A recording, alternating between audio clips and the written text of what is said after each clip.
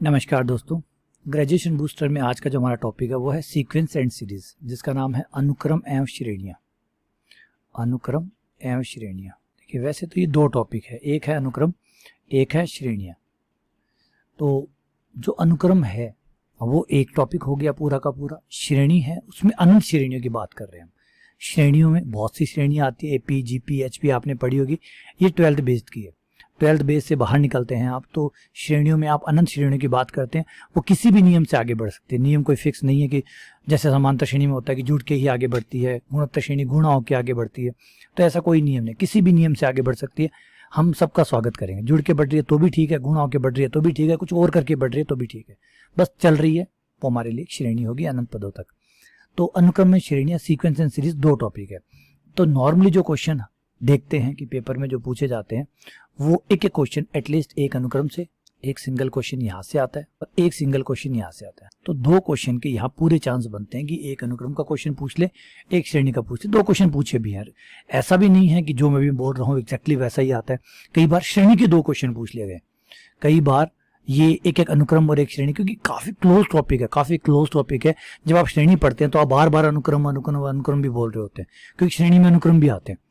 तो फिर जो पेपर बनाने वाला है उसको लगता है कि यार फिर जब अनुक्रम श्रेणी में ही आ रहा है तो फिर श्रेणी को पढ़ा दो ना, दो क्वेश्चन सीधे श्रेणी के डाल दो, अनुक्रम उसमें कवर हो जाएगा। सेम बात है जैसे सारणिक है, सारणिक आप पढ़ते हैं तो मैट्रिक्स अपने आप ही आ जाती है उसके अंदर।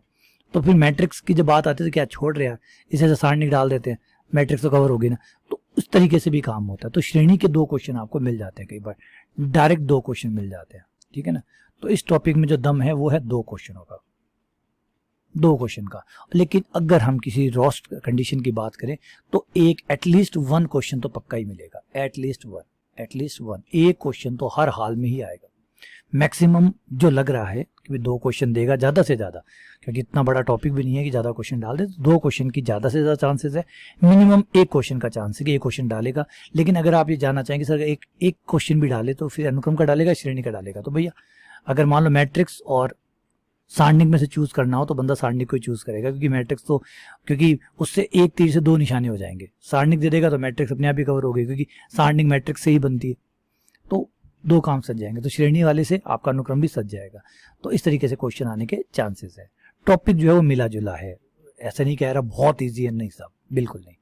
बहुत टफ है ना, वो भी नहीं है, मिक्स एक बीच का सा आपको यहाँ पे टेस्ट मिलेगा, ना ज्यादा टफ वाला ना ज्यादा ईजी वाला, ठीक है ना। क्योंकि जैसे मैंने बताया इजी से टफ का जो लाइन है उसी में मैं चल रहा हूँ, तो उसमें ये जो टॉपिक है बीच में है, बीच में होने का मतलब है कि ये ना इजी है ना टफ है, मतलब सही लेवल का कोई है, ठीक है। चलिए सबसे पहले आते हैं अनुक्रम में। जब जिस अनुक्रम की हम बात कर रहे हैं पहले उसका ध्यान रखिएगा, हम वास्तविक अनुक्रम की बात कर रहे हैं। वास्तविक अनुक्रम क्या होता है? वास्तविक अनुक्रम रियल सीक्वेंस क्या होता है, ये पहले इसको समझिए। ये मान लीजिए आपके रियल नंबर है, ये रियल लाइन है, ठीक है। ये आपका एक नेचुरल नंबर का सेट है। नेचुरल नंबर जानते हैं आप, जो एक से शुरू होते हैं, पूर्णांक होते हैं, जिन्हें धनात्मक पूर्णांक भी कहा जाता है, dash dash dash dash dash, ठीक है। अब आपको क्या करना है, एक नेचुरल नंबर उठाना है और उस नेचुरल नंबर को एक रियल नंबर के साथ, किसी भी रियल नंबर के साथ आप अटैच कर दीजिए। किसी भी रियल नंबर के साथ, वन को उठाया, किसी भी एक रियल नंबर के साथ अटैच कर दिया, ये वाला, इसका नाम रख लिया x1। x1 क्यों कह रहा हूँ कि वन को अटैच किए तो x1। फिर 2, चाहे तो आप वापस भी कनेक्ट कर सकते हैं, कोई दिक्कत नहीं, चाहे तो अलग के साथ कनेक्ट कर लीजिए, चाहे उसी के साथ कनेक्ट लीजिए। मान लीजिए आपने कहा कि इसके साथ कनेक्ट करूँगा, कर दीजिए, मुझे कोई दिक्कत नहीं है, मैं पाबंदी नहीं डाल रहा हूँ। आपको जिस मन आए हर नेचुरल नंबर को एक रियल नंबर के साथ अटैच करते जाइए, चाहे सेम ही अटैच कर दीजिए, मुझे कोई दिक्कत नहीं है। इसको आपने x3 के साथ कर दिया, इसको आपने x4 कर दिया, इसको आपने x5, ये यहाँ आप x6, कोई दिक्कत नहीं मुझे। अब आपने क्या किया, ध्यान से देखिए, आपने क्या किया, आपने हर नेचुरल नंबर के लिए एक रियल नंबर चूज किया नहीं किया। ये तो फलन की परिभाषा होगी, फलन भी तो यही करता है। फलन में क्या होता है, आपका प्रांत होता है, आपके प्रांत का हर अवयव उठा के आप सह प्रांत के अवयव के साथ कनेक्ट करते चले जाते हैं, जोड़ते चले जाते हैं, फलन बन गया। तो आपका फलन किससे हुआ, नेचुरल नंबर से रियल नंबर पे, नेचुरल नंबर से रियल नंबर पे। जब आपका फलन नेचुरल नंबर से रियल नंबर के बीच में हो तो ऐसे फलन को सीक्वेंस कहा जाता है। कई बार बेटा परिभाषा पूछी गई है, कई बार ये परिभाषा पूछी गई है कि अनुक्रम कौन सा फलन होता है, एन से आर वाला, आर से आर वाला, एन से एन वाला, या आर से एन वाला, या एन से आर वाला, एन से एन वाला, इस तरीके से परिभाषा पूछी गई। तो याद रखिएगा अनुक्रम, अनुक्रम वो बाकी जो रफ परिभाषा है उनको एक बार साइड में रखिए। अनुक्रम की जो गणितीय परिभाषा है वो ये कहती है कि अनुक्रम एक फलन का नाम है। अनुक्रम किसका नाम है? एक फलन का नाम है। कौन सा फलन? जो नेचुरल नंबर से रियल नंबर के बीच में परिभाषित होता है। नेचुरल नंबर से रियल नंबर के बीच में, ये हर नेचुरल नंबर के लिए आपको एक रियल नंबर लौटाता चला जाता है। ठीक है, समझ गए? जैसे आपने f में पहले 1 रखा, कुछ ना कुछ आएगा, जो आएगा उसका नाम हमने x1 रख लिया, क्योंकि f ब्रैकेट 1 इतना बड़ा लिखने से छोटा नाम है x1। ये हमारी आदत है, गणित में हम चीज़ों को छोटा करके लिखते हैं।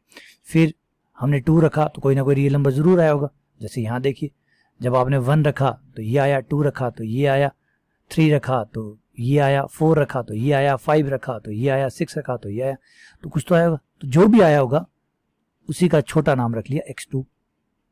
याद रखिए x2 कौन हुआ?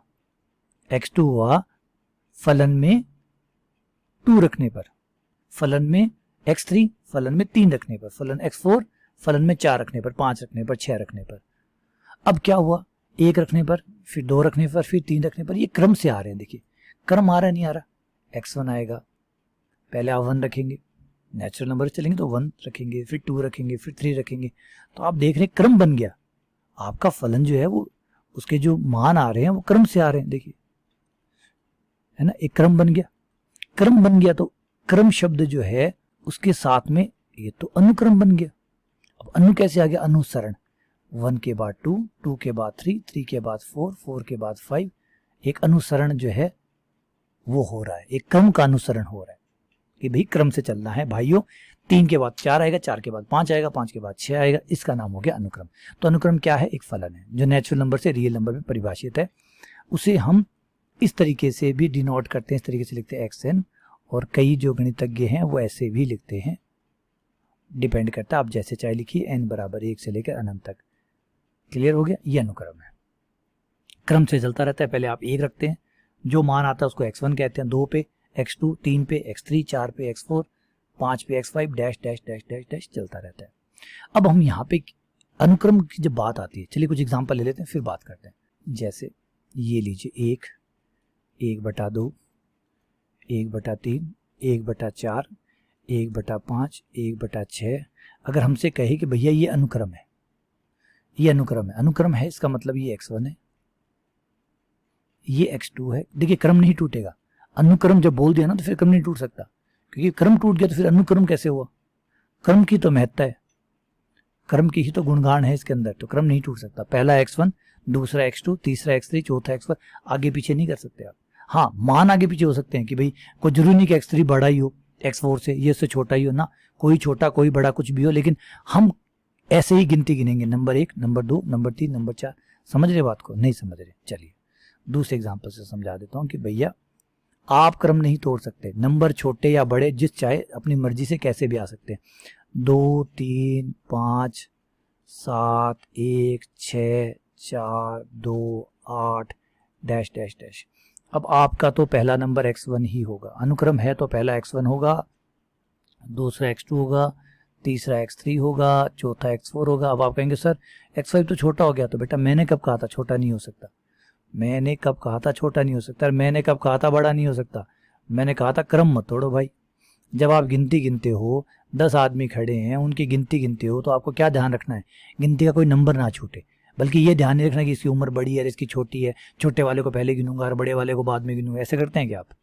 क्या जब गिनती गिनते हैं 10 आदमी खड़े हैं तो क्या उनकी डेट ऑफ बर्थ पूछ के आप गिनती गिनेंगे, या सीधा ही गिन लेंगे?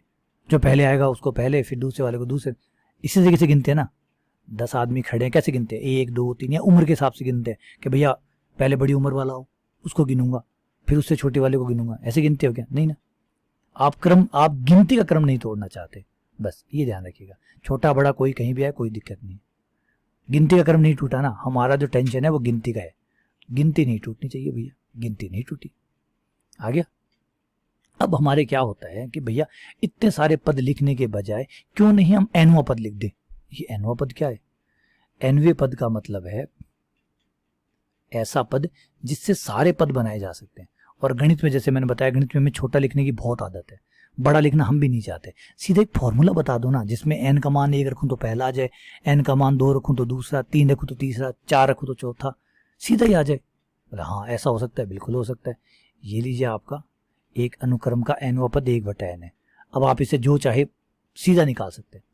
पहला पद ये लीजिए 1 रखिए, 1/1 1, ये पहला पद। दूसरा पद लीजिए 2 रख दीजिए, 2 रखते ही दूसरा, 3 रखते ही तीसरा, 4 रखते ही चौथा। हुआ काम का। ये है कमाल, nवां पद का कमाल। तो nवां पद जब आपके पास होता है तो आपको ये सारे नहीं लिखने पड़ते, सीधा nवां पद होता है, जो चाहे सीधा रखो निकाल लो, जो चाहे सीधा रखो। जैसे आजकल आपने देखा होगा कि मशीनें लगी हुई है, कोल्ड ड्रिंक की मशीनें लगी, तो आप सिक्के डालिए, जो आपको कोल्ड ड्रिंक चाहिए वो बाहर आ जाती है ना। अब उसमें क्या हुआ, कई झंझट खत्म हो गए, खुले के झंझट खत्म, वो झंझट खत्म, ये सारी की सारी टेंशन है आपकी खत्म। जो चाहिए, कोई दुकानदार से पूछो भैया ये ला के दे, वो ला के दे, वो सारे झंझट खत्म। ऑटोमेट सिस्टम कर दिया, आप खुद अपनी मर्जी से जो चाहे वो कोल्ड ड्रिंक निकाल लीजिए। रेलवे स्टेशन पे, एयरपोर्ट पे ये सिस्टम कर दिया हो ना, जिसे मशीन्स कहते हैं। अब आप बैंक में चले जाइए, बैंक में भी मशीनें लग रही है, पैसे आप सीधा जमा कराइए, सीधा निकाल लीजिए, किसी आदमी के लेने देने की झंझट नहीं, ऑटोमेट कर दिया सिस्टम। जितने चाहे निकालिए, जितने चाहे जमा कराइए। क्लियर हुआ? वैसे ही यहाँ पे भी मैंने सिस्टम को ऑटोमेट कर दिया। आपको जो पद निकालना है रखो निकालो, रखो निकालो। ये है nवां पद का महत्व है। इसीलिए फिर हम सीक्वेंस को आराम से ऐसे लिख सकते हैं 1/n। ये लीजिए, ये ऐसे ऐसे, ये जो बद्दे से चिन्ह है ना, बड़े छोटे वाले ऐसे बंद करके, ये है कि ये अनुक्रम है। और अनुक्रम का nवां पद क्या है, 1/n है ना। और चाहे ऐसे लिख लीजिए, कई बार किताबें ऐसे भी लिखती है, कंफ्यूज मत, तो ये ऐसे भी लिख लीजिए, मुझे कोई दिक्कत नहीं है। n बराबर 1 से लेकर अनंत तक। कई n से लेकर अनंत तक लिखते ही नहीं है कि यार क्यों लिखे, जब अनुक्रम का मतलब ये है कि 1 से अनंत तक जाना ही जाना है, तो फिर लिखने की क्या जरूरत है, बात बिकाई देगी बंदों की, क्यों लिखे, नहीं लिखना चाहिए, मत लिखिए। तो ये है आपका nवां पद, ठीक है, यहाँ तक कोई दिक्कत नहीं है। फिर दिक्कत क्या है, सर सीक्वेंस तो बहुत अच्छी अच्छी चीज़ें हैं। बिल्कुल बेटा, बहुत अच्छी अच्छी चीज़ें। अब बात ये है कि जब सब कुछ इतना अच्छा अच्छा चल रहा है, तो इस अच्छे अच्छे में फिर पूछेगा क्या, क्या सवाल पूछेगा, सवाल ये पूछेगा, वो ये जानना चाहेगा कि ये जो अनुक्रम आपका चल रहा है, अच्छी बात है, चल रहा है, अच्छी बात है, सुंदर लग रहा है। x1 आया, x1 के बाद x2 आया, x2 के बाद x3, x3 के बाद x4, x4 के बाद x5, dash dash dash dash आया। अब सार्थकता की बात करते हैं, अब थोड़ा सा फिलोसॉफी की तरफ आ जाते हैं। सार्थकता, जीवन में भागे, खूब पैसा कमाया, खूब ये किया, खूब वो किया, खूब ऐशो आराम किया, खूब घूमे फिरे, लेकिन जिंदगी का एक लेवल, एक टाइम ऐसा आता है जब आप, चाहे वो कभी भी आए, 30 साल की एज में आए, किसी को 15 में भी आ जाता है, किसी को 60 में आता है, किसी को 70 में आता है, कोई मरना आसन बैठा तब वो बात सोच रहा है। एक चीज आती है सार्थकता, कि भाई मैंने जिंदगी में इतना कुछ किया, सार्थक हुआ नहीं हुआ, मेरा जीवन सफल हुआ नहीं हुआ, सार्थक हुआ नहीं हुआ, ये सब बकवास था। कभी ना कभी, पता नहीं ये क्या है, ईश्वरीय कृपा है कि कभी किसी आदमी का ये बल्ब 10 साल की उम्र में जल जाता है, किसी का 70 में जलता है, जलता जरूर है, जलता जरूर है। एक बार तो वो ये सोचता ही है कि भैया, अब आप माने ना माने, लेकिन ये सच है, फिलोसॉफिकली ये सच है कि कभी ना कभी ये बल्ब जलता है। और वो अपना अंतर मन से सवाल करता है कि जीवन, क्योंकि कितनी चाहे ऐशो आराम भी कर लो, कितने ऐशो आराम, कितनी बड़ी बड़ी गाड़ियों में घूम लीजिए, अंत में एक सवाल जरूर को देगा कि क्या आपका जीवन सार्थक हुआ। तो हम भी ये चाहते हैं कि हमारा सीक्वेंस है वो कहीं अंत में सार्थक होगा या नहीं होगा। ये सार्थक का क्या मतलब है, पहला पद आपका जो भी आया कोई बात नहीं, दूसरा पद जो भी आया कोई बात नहीं, तीसरा जो भी आया कोई बात नहीं, चौथा पांचवा छठा जो भी आया वो ठीक है, लेकिन dash dash dash dash dash dash, आपकी ये जो श्रेणी, ये जो अनुक्रम है, लास्ट में क्या ये किसी नंबर के पास में जाके खत्म होगा नहीं होगा, सार्थक होगा नहीं होगा, सार निकलेगा नहीं निकलेगा, या ऐसे ही बस भटक रहा है, कभी 5, कभी 7, कभी 11, कभी 13, कभी 14, कभी 18, ऐसा नहीं। क्या ये कभी ब्रह्म में लीन होगा या नहीं होगा, ब्रह्मा में अपनी जगह बनाएगा नहीं बनाएगा। ईश्वर का जीवन की सार्थकता मतलब ब्रह्म में लीन होना। अब ये ब्रह्म में लीन होगा नहीं होगा, ये है ब्रह्मा जी। क्या आपका सीक्वेंस कभी ब्रह्मा जी में लीन होगा नहीं होगा। लीन होने का मतलब है फिर आप जो भी नंबर है, बचपन में है, बचपन में बच्चा बड़ी उद्दंडता करता है, आनंद लेता है, आनंद लेने के लिए उसको खूब टाइम दे दीजिए। 10,000 पद या 1 लाख पद या 1 करोड़वां पद या 1 अरबवां पद दे दीजिए, लेकिन 1 पद आने के बाद आप अपने जीवन की सार्थकता को ढूंढना शुरू कर देते हैं। मतलब वो करना, उस काम की तरफ जाने लग जाते हैं जो जीवन का सार है। बस यही हम अनुक्रम से चाहते हैं कि भैया अनुक्रम घूम, कूद, कभी 5, कभी 7, कभी 3, कभी 2, कभी कुछ घूम। लेकिन एक नंबर, अनुक्रम का एक नंबर आने के बाद, नंबर का मतलब अनुक्रम का 1000वां पद, 10,000वां पद, 10 करोड़वां पद या करोड़वां पद, कोई भी पद आए, कोई दिक्कत नहीं। जैसे मैंने कहा कि जीवन की सार्थकता 10 साल में समझ में आए तो ठीक है, 70 में समझ में आए तो ठीक है, लेकिन जीवन खत्म होने से पहले पहले समझ में आ जानी चाहिए। लेकिन यहाँ तो अनंत है तो खूब टाइम मिलेगा आपको सोचने के लिए कि भैया कोई भी नंबर आए, उस नंबर के बाद में आपका अनुक्रम जो है वो एल के क्लोज जाता जाए, नजदीक जाना चाहिए। मतलब ये एक नंबर आए, सपोज करो इसका नाम है n0 कोई ना कोई नेचुरल नंबर है, उस नेचुरल नंबर के बाद जो भी पद आएगा वो एल के करीब मतलब और नजदीक चलता जाएगा। यानी limit n tends to infinite, जब आप n को चलाते जाएंगे तो n किसके पास जाएगा, l के पास जाएगा, जो कि लिमिट कहलाएगी। यह है अनुक्रम की सीमा। क्या अनुक्रम कहीं जाके अभिसृप्त हो जाएगा? वर्ड है अभिसृप्त, कन्वर्जेंट, मतलब उसमें लीन हो जाएगा, नहीं हो जाएगा। लीन का मतलब उसके नजदीक चिपकता जाएगा उसके। नहीं समझे बात? चलिए समझाते हैं। आइए एक अनुक्रम ले लेते हैं, 1/n, n का मान 1 रखा, 1 रखने पर 1 आया, ये आपका x1 है। 2 रखने पर ये यहाँ पे 0 है, -1, -2, माइनस अनंत से लेकर प्लस अनंत तक, ये आपका x1 आ गया। x2 आ गया आपका 1/2, जो कि बीच में कहीं होगा, ये आपका 1/2 आ गया x2। x3 1/3, जो कि यहाँ कहीं होगा। x4 1/4, यहाँ कहीं होगा। x5 यहाँ कहीं होगा। 1/6, 1/7, 1/8, 1/9, 1/10, 1/11, डैश 1/1000, वो भी यहीं 0 के पास में मिलेगा, लेकिन 0 के क्लोज होगा। हजारों पद और क्लोज होगा। 1000वां पद, 1000 2वां पद, 1000 10,000वां पद, 1,00,000वां पद, 1 करोड़वां पद, जो भी आंसर आ रहा है वो 0 के क्लोज होता जा रहा है। इसका मतलब है कि ये अनुक्रम 0 पर अभिसृप्त होगा, मतलब 0 पे जाके चिपक जाएगा। ये 0 के चिपकता जाएगा, 0 अपनी जगह खड़ा है, ये अनुक्रम 0 की तरफ जाता जा रहा, सदियों तक, अनंत काल तक ये इसके क्लोज जाता रहेगा। जिसके अनंत काल तक जिसके क्लोज जा रहा है वो लिमिट है, क्योंकि ब्रह्म में लीन होने के अनंत यात्रा करनी पड़ती है ना बेटा, तो अनंत यात्रा करके ब्रह्मा के पास जा रहा है। अगर ऐसा है तो श्रेणी अभिसारी है। लेकिन अभी भी अगर अंत में भी किसी को ज्ञान नहीं मिला और अभी भी बंदा वैसे ही भटक रहा है जैसे शुरुआत में भटक रहा था, अभी भी आपका अनुक्रम भटके जा रहा है, किसी नंबर पे नहीं पहुंच रहा, जीवन की सार्थकता पे नहीं पहुंच रहा है, तो यह है डाइवर्जेंट। इसको कहते हैं अपसरण। कोई सार नहीं निकाल रहा नालायक, पूरा जीवन जी लिया और अभी भी वैसे ही बचपने वाली बातें कर रहा है। यह है अपसारी, मतलब समझ रहे हैं बातों को, भटके जा रहा है, कोई नंबर नहीं आ रहा, कभी कहीं भाग रहा है, वही बचपने वाली उद्दंडता अभी भी इसमें वैसी है। इसको कहते हैं डाइवर्जेंट सीरीज। हाँ, एक तीसरी बीमारी और है, मतलब एक बीमारी और है, हाँ जी एक बीमारी और है। एक बीमारी ऐसी भी है जो चेंज होते रहते हैं, मतलब चेंज होने का मतलब है कि वो कभी तो उन्हें लगता है कि ये सार्थकता है, कभी लगती है वो सार्थकता है, कभी लगा कि जीवन में खूब आनंद करना चाहिए, यही जीवन की सार्थकता है। दूसरे वो है ना भाई भगवान का नाम लेना चाहिए, ये सार्थकता है। तो वो एक्सचेंज होते रहते हैं। थोड़े दिन भगवान का नाम लेते हैं तो उन्हें लगता है नहीं मौज मस्ती ठीक है, मौज मस्ती करने जाते हैं, फिर याद आता नहीं यार भगवान का नाम ठीक था, भगवान का नाम लेना चाहिए। फिर भगवान का नाम लेने लगते हैं, फिर थोड़े मन उब जाता है, फिर जाके मौज मस्ती करने लग जाते हैं, फिर मौज मस्ती करते हैं, थक जाते हैं, फिर भगवान याद आ जाता है। तो इस तरीके से चेंज होते रहते हैं, मतलब अपने जो सार्थकता है जीवन की उसको बार बार चेंज करते रहते हैं। इन्हें कहते हैं दोलनी, ऑक्सीलेटिंग।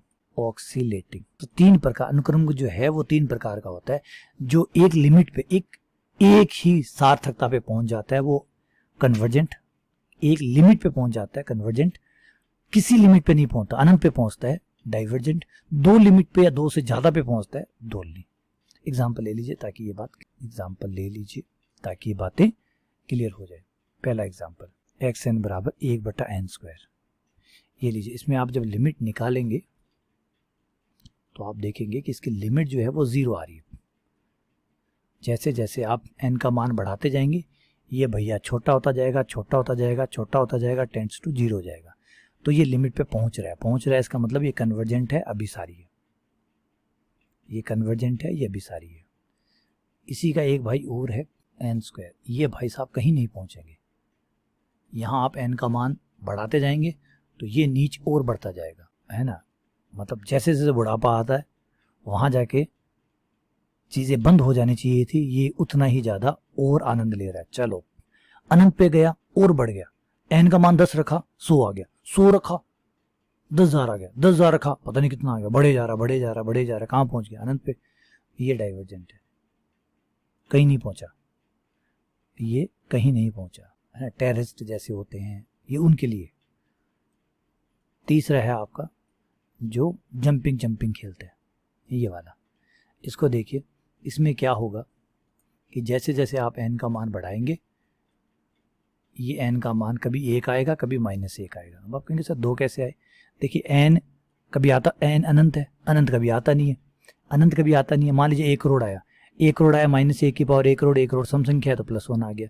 1 करोड़ 1 रखेंगे तो विषम संख्या -1 आ जाएगा। 1 करोड़ 2 रखेंगे +1, 1 करोड़ 3 रखेंगे -1, 1 करोड़ 4 रखेंगे +1, तो सम विषम सम विषम। अब आप किसी एक काम करिए सर अनंत रख दीजिए ना, तो अनंत कोई नंबर थोड़ी रख दूं, अनंत कोई 5, 15, 20 थोड़ी है। अनंत का मतलब चलते जाइए चलते जाइए चलते जाइए।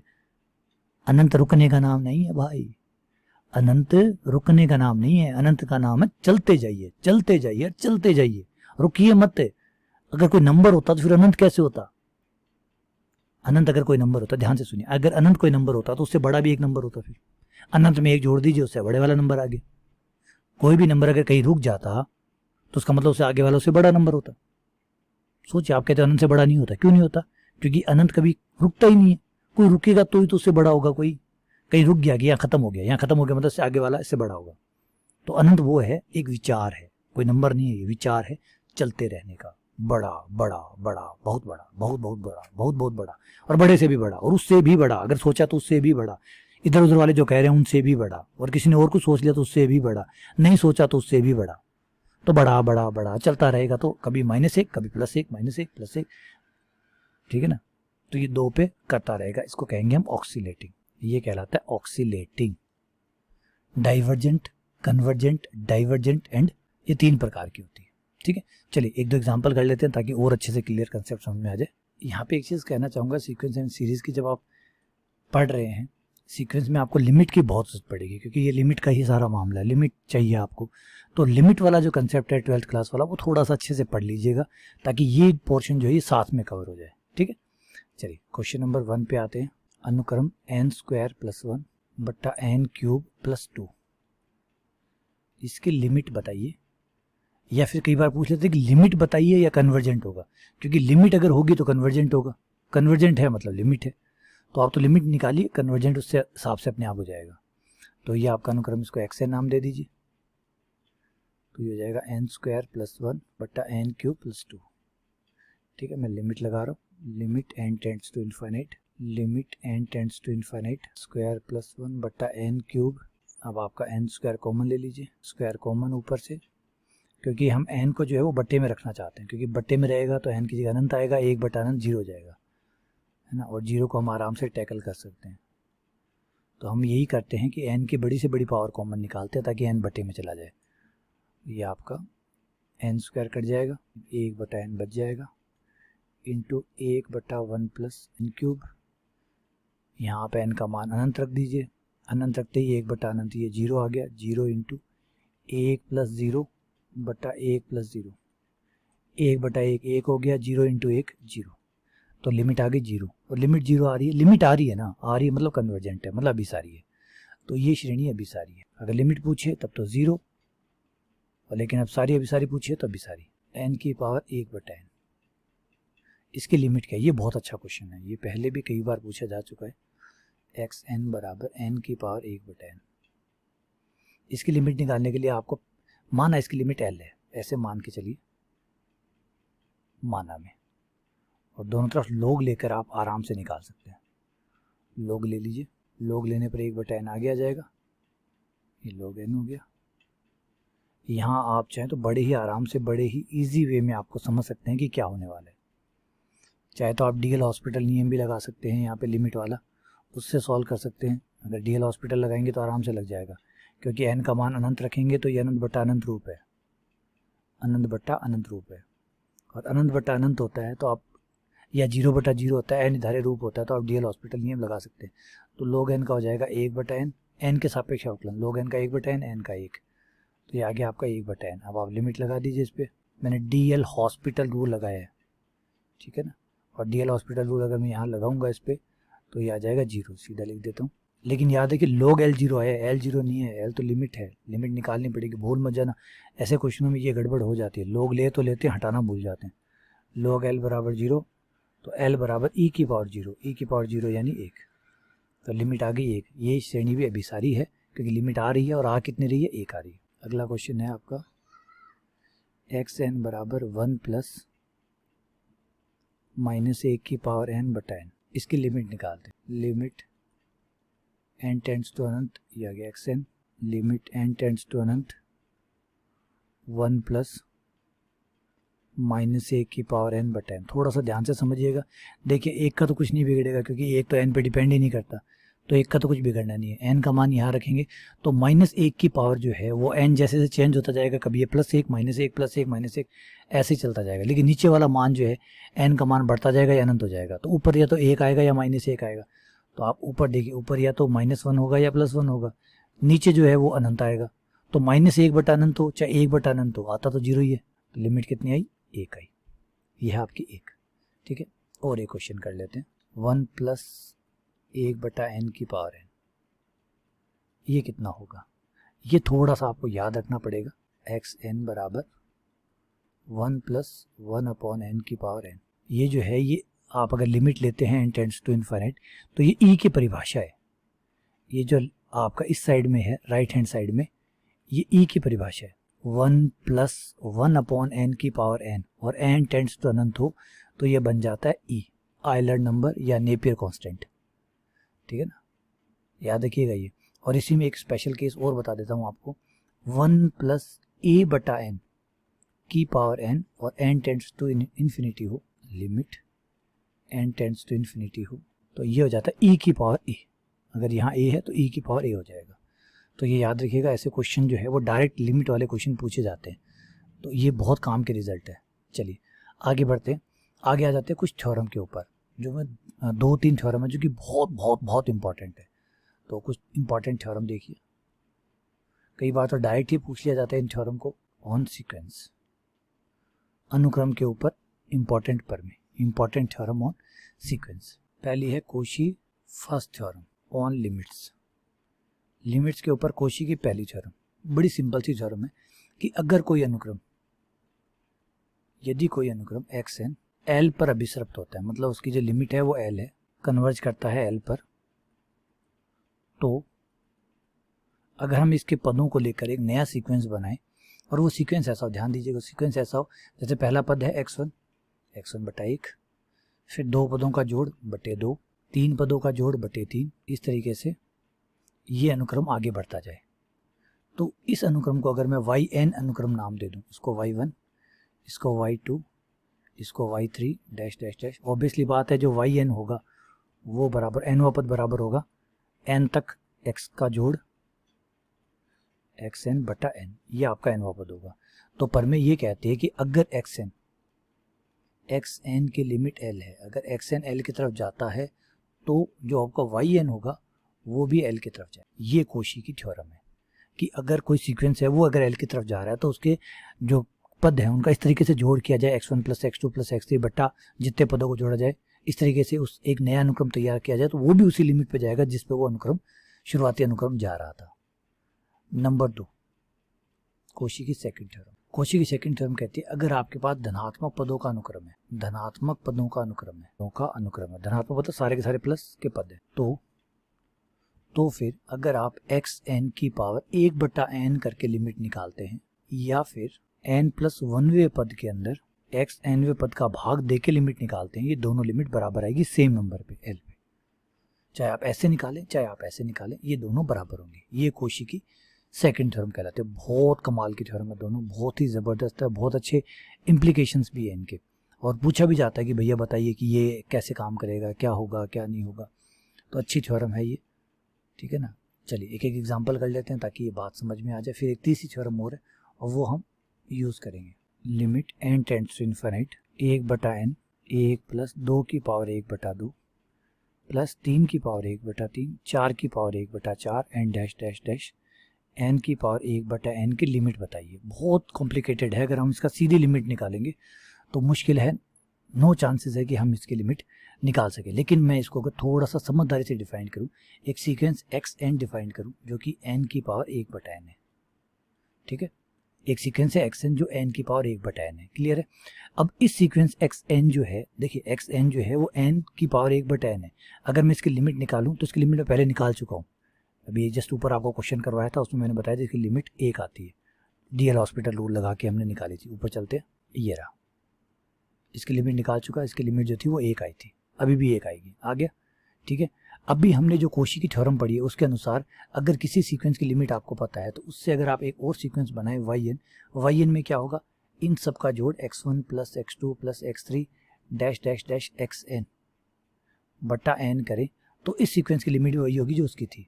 लेकिन x1 का मतलब n का मान 1 रखिए, ये आ गया 1, n x2 मतलब 2 रखिए, 2 की पावर 1/2, 3 रखिए तो ये हो गया 3 की power 1/3 dash dash dash dash dash n रखिए तो n 1 की पावर 1/n बटे n। ये तो आपका ऊपर वाला क्वेश्चन ही बन गया, जबकि उस थ्योरम के अनुसार जो xn की लिमिट होगी वही yn की लिमिट होगी, तो yn की लिमिट कितनी हुई, वो भी 1 हुई, क्योंकि xn की लिमिट क्या थी 1, तो yn की लिमिट क्या होगी 1, तो यह है 1। तो इस तरीके से हमने उस क्वेश्चन को ऐसे डील किया कि हमने xn एक सीक्वेंस बनाया, क्योंकि ये जो है जोड़ से बना हुआ है, तो उसका मूल सीक्वेंस जो है वो xn जो है वो n की पावर 1/n है, उसके जोड़ से ये बना हुआ सीक्वेंस है। तो कोशी की थ्योरम यही कहती है कि जो जोड़ से बना हुआ सीक्वेंस है उसकी लिमिट मत निकालिए, बल्कि n वापस जिससे ये जोड़ बना है उसकी लिमिट निकाल लीजिए। तो मैंने उसकी लिमिट निकाल ली, ये आंसर आ गया। कमाल का है ना। तो ये है कोशी की थ्योरम। बहुत सारी चीज़ें हैं देखिए, क्योंकि जब आप समरी करते हैं, जब छोटी चीज़ें करते हैं, बहुत सारी चीज़ें आपको छोड़नी होती है, क्योंकि आपको पता है एक लेक्चर में आपको सब कुछ डालना है, क्योंकि टॉपिक तो बहुत बड़ा है, तो इतनी सारी चीज़ों को एक साथ डालना मुश्किल हो जाता है, इसलिए काफ़ी मोटी मोटी बातें ही बतानी पड़ती है, ढेर सारी बातें तो छोड़नी ही पड़ती है। अब कोशी की सेकंड थ्योरम है, ये भी बहुत कमाल की थ्योरम है, बहुत ज़बरदस्त रिजल्ट है इसके, लेकिन फिलहाल हम स्किप करते हैं। चलिए सीधा आगे बढ़ते हैं नेक्स्ट थ्योरम पे। क्वेश्चन तो यार इस पे कर लेते हैं कोशी की सेकंड थ्योरम पे, वरना तो फिर मतलब एक क्वेश्चन इस पे जब कोशी के फर्स्ट पे किया तो एक सेकंड पे भी करते हैं, ताकि ये कंसेप्ट समझाएं, क्योंकि बहुत प्यारा कंसेप्ट है ये जो सेकंड वाली थ्योरम है ना, ये भी बहुत प्यारा कंसेप्ट है। आप क्या करते हैं कि ये वाली लिमिट कई बार जो होती है इस साइड वाली लिमिट निकालना मुश्किल होता है, जबकि ये वाली लिमिट निकालना बड़ा आसान होता है, और दोनों लिमिट बराबर है, तो ये वाली क्यों निकालें, ये वाली निकालें। तो देखिए क्वेश्चन है लिमिट, और ये आया हुआ अभी है कंपटीशन में, ये कोशी वाली थ्योरम जो है इस पर क्वेश्चन आते हैं, कोशी की जो दोनों थ्योरम है इनके ऊपर क्वेश्चन आते हैं, इसलिए ध्यान से पढ़िएगा। अब आपको इसकी लिमिट पूछे, इसकी लिमिट निकालिए, ठीक है। तो ये आपकी क्या हुआ, आपका क्वेश्चन हुआ ऐसे, जैसे एक्स एन एनवा पद की पावर 1/n, तो हमें एनवा पद की पावर 1/n निकालने की जरूरत नहीं है, हम x की पावर n+1 सॉरी x का n+1वां पद बटा x nवा पद की अनुपात लेके लिमिट ले सकते हैं, ये भी हम कर सकते हैं। तो बस यही हम करेंगे यहाँ पे लिमिट, क्योंकि उस समय ये पावर हट जाएगी, हमारे लिए सॉल्व करना आसान हो जाएगा। अब आप सोच रहे होंगे कि यहाँ पे ऐसे करते तो n से n कट जाता, इससे तो ठीक है, लेकिन फैक्टोरियल n की पावर 1/n क्या आता, हमें कोई आइडिया नहीं है, तो उससे नहीं निकलता, इसलिए हमने ये दूसरे वाला कंसेप्ट लगा रहे, xn+1 बटा xn, xn+1 बटा xn, xn+1 कर देंगे तो हो जाएगा n+1 की पावर n+1 बटा फैक्टोरियल n+1 बटा ये हो गया xn+1, xn हो जाएगा n की पावर n बटा फैक्टोरियल n। अब आप पलटिए, एकदम क्लियरिटी आपको यहाँ पे मिलने वाली है। भाई क्या आएगा, n tends to Anant n+1 बटा n की पावर 1/n, ये कहाँ से आ गया, ये मैंने कॉमन ले लिया यहाँ से, n की पावर n थी, n की पावर n+1 थी, एक पावर एक्स्ट्रा है वो मैं अलग छोड़ देता हूँ, ये लीजिए बाहर छोड़ दी, ये पलट के फैक्टोरियल n ऊपर बटा फैक्टोरियल n+1 नीचे, ठीक है। इसमें से कॉमन निकाल लीजिए, ये मेरा e बन जाएगा यहाँ पे। अभी आपको बताया था कि e की परिभाषा है n+1 फैक्टोरियल n, यहाँ से आपका n+1 बाहर आ जाएगा, फैक्टोरियल एक कदम पीछे चला जाएगा, फैक्टोरियल n, जिससे आपका n+1 से n+1 कट गया, फैक्टोरियल n से फैक्टोरियल n कट गया, हो गया, और ये आपका e बन गया, e हो गया। अब आप एक बात बता सकते हैं मुझे कि क्या लगता है कि यहाँ पे आपका आंसर कभी e आता, आप n से n काट देते, कई बार जो एकदम नए नए बच्चे होते हैं वो क्या करते हैं, उन्हें n अनंत रखना है, बस फटाफट अनंत रखना है, तो n से n काट दो, फैक्टोरियल n की पावर 1/n, ये अनंत पावर होगी तो ये 1/0 पावर हो जाएगी, किसी की पावर 0 उसका मान 1 हो गया, ये अनंत हो गया, आंसर अनंत आ जाएगा, या फिर 1 निकाल देंगे या 0 निकाल देंगे, कुछ ऐसा आंसर निकाल देंगे। आप इसको सॉल्व करके क्या ई निकाल के दिखा सकते हैं? तो जवाब है नहीं, आप इससे ई नहीं निकाल सकते। और जब नहीं निकाल सकते तो बात गई, ठीक है ना। इसीलिए ज़रूरी हो जाता है कि अच्छे से समझे चीज़ों को, क्योंकि ये अनंत वाले मामले ना बड़े टेढ़े होते हैं। थोड़ा थोड़ा भी अगर जुड़ता है ना तो बहुत बड़ा हो जाता है, थोड़ा थोड़ा भी जुड़ता है ना तो बहुत बड़ा हो जाता है। इसलिए ये ज़रूरी था ये क्वेश्चन करवाना। तो चलिए, उम्मीद करता हूँ अब तो समझ में आ गया होगा दोनों। और कुछ नवकार पब्लिकेशन जो गोकुल वाली बुक है, प्लीज़ वहाँ से थोड़े से क्वेश्चन सीक्वेंस के ट्राई कर लीजिए ताकि कंसेप्ट और अच्छा हो जाए, ठीक है। चलिए आगे बढ़ते हैं। सीज़ेरो थ्योरम, ये भी कमाल की थ्योरम है, लेकिन इस पर क्वेश्चन कम आते हैं, स्टेटमेंट ज़्यादा आता है। ये सीधा स्टेटमेंट ही पूछ लेता है कि यदि आपके पास 2 सीक्वेंस है और ए एन जो है वो मान लीजिए ए पर जा रहा है, कन्वर्ज हो रहा है, या आप L1 L2 नाम दे सकते हैं या ए बी नाम दे सकते हैं। एक सीक्वेंस ए एन है जो ए पे जा रहा है, और एक दूसरा सीक्वेंस है जो कि बी एन है जो कि बी पे जा रहा है। अगर ऐसा है, ठीक है, कमाल की बात सुनिए, ये क्या कह रहे हैं। कमाल ये है कि इस सीक्वेंस का पहला पद, इसका पहला पद और इसका लास्ट पद की गुणा करें, A1 BN, फिर A2 BN-1, इसका तो सेकंड, उसका सेकंड लास्ट। इस तरीके से अगर हम उल्टी गुणा करें सीक्वेंस को, मतलब इसका फर्स्ट उसका लास्ट, इसका सेकंड इसका सेकंड लास्ट, इसका थर्ड इसका थर्ड लास्ट, इस तरीके से गुणा करें अगर हम, बट्टे n करें, और इस तरीके से हम एक नया सीक्वेंस बनाएं। समझ गए वो सीक्वेंस क्या हुआ? सीक्वेंस समझ में आ गया? इसका फर्स्ट उसका लास्ट, इसका सेकंड इसका सेकंड, इस तरीके से गुणा करके एक nवां पद अगर हम तैयार करें और उस nवें पद का एक सीक्वेंस बनाएं, तो ये सीक्वेंस जो होगा, ये जो yn सीक्वेंस होगा, इसकी लिमिट होगी AP, इन दोनों सीक्वेंस का गुणनफल, दोनों की जो लिमिट थी उनका गुणनफल A इंटू बी। रिपीट कर रहा हूँ, कैसे गुणा करने का तरीका देखिए, बड़ा गजब है। फर्स्ट वाले को लास्ट वाले से, सेकंड को सेकंड लास्ट से, थर्ड को थर्ड लास्ट से, इस तरीके से क्रॉस गुणा जो है वो उल्टी गुणा कर रहे हैं, और इस तरीके से हम एक nवां पद तैयार कर रहे हैं। और अब इस nवें पद से जो सीक्वेंस बनेगा, उस सीक्वेंस की लिमिट इन दोनों के गुणन, इनकी जो लिमिट है उसके गुणनफल के बराबर होगा। इसे सीज़ेरो थ्योरम कहते हैं। तो ये सीधा कंसेप्ट ही पूछा जाता है कि इसकी लिमिट क्या होगी, अगर इसकी लिमिट ये है, इसकी लिमिट ये है, तो इसकी लिमिट क्या होगी। सीधा ही डायरेक्ट ही पूछा जाता है। ये क्वेश्चन अपने आप में ही क्वेश्चन है ये, तो ये रिजल्ट याद रखिएगा, फायदा होगा आपको, ठीक है। इसके साथ ही हमारा ये जो सीक्वेंस वाला पार्ट है ये कंप्लीट हो जाता है। बस एक रिकरेंस रिलेशन वाला जो है वो थोड़ा सा मोर ऐड कर देता हूँ, पुनरावर्ती अनुक्रम या रिकरेंस सीक्वेंस। रिकरेंस सीक्वेंस का मतलब है आपके जो पीछे जो मान आ रहा है उसी मान से आपका नया मान बनता है। हर बार पीछे वाले मान से, जैसे x1 से x2 बनेगा, x2 से x3 बनेगा, x3 से x4 बनेगा, यानी पुनरावृत्ति होती रहेगी। आपके वही मान जो है उन्हीं मानों से नए मान तैयार होते रहेंगे। फॉर एग्जाम्पल देखिए, और इसका पहला पद आपको बताया गया कि x1 जो है वो k के बराबर है। अब ये जो सीक्वेंस है इसमें आप क्या x1 रखेंगे तो आपको x2 मिल जाएगा, फिर x2 वापस रखेंगे x3 मिल जाएगा, x3 वापस रखेंगे x4 मिल जाएगा। इस तरीके से आपका सीक्वेंस चलेगा।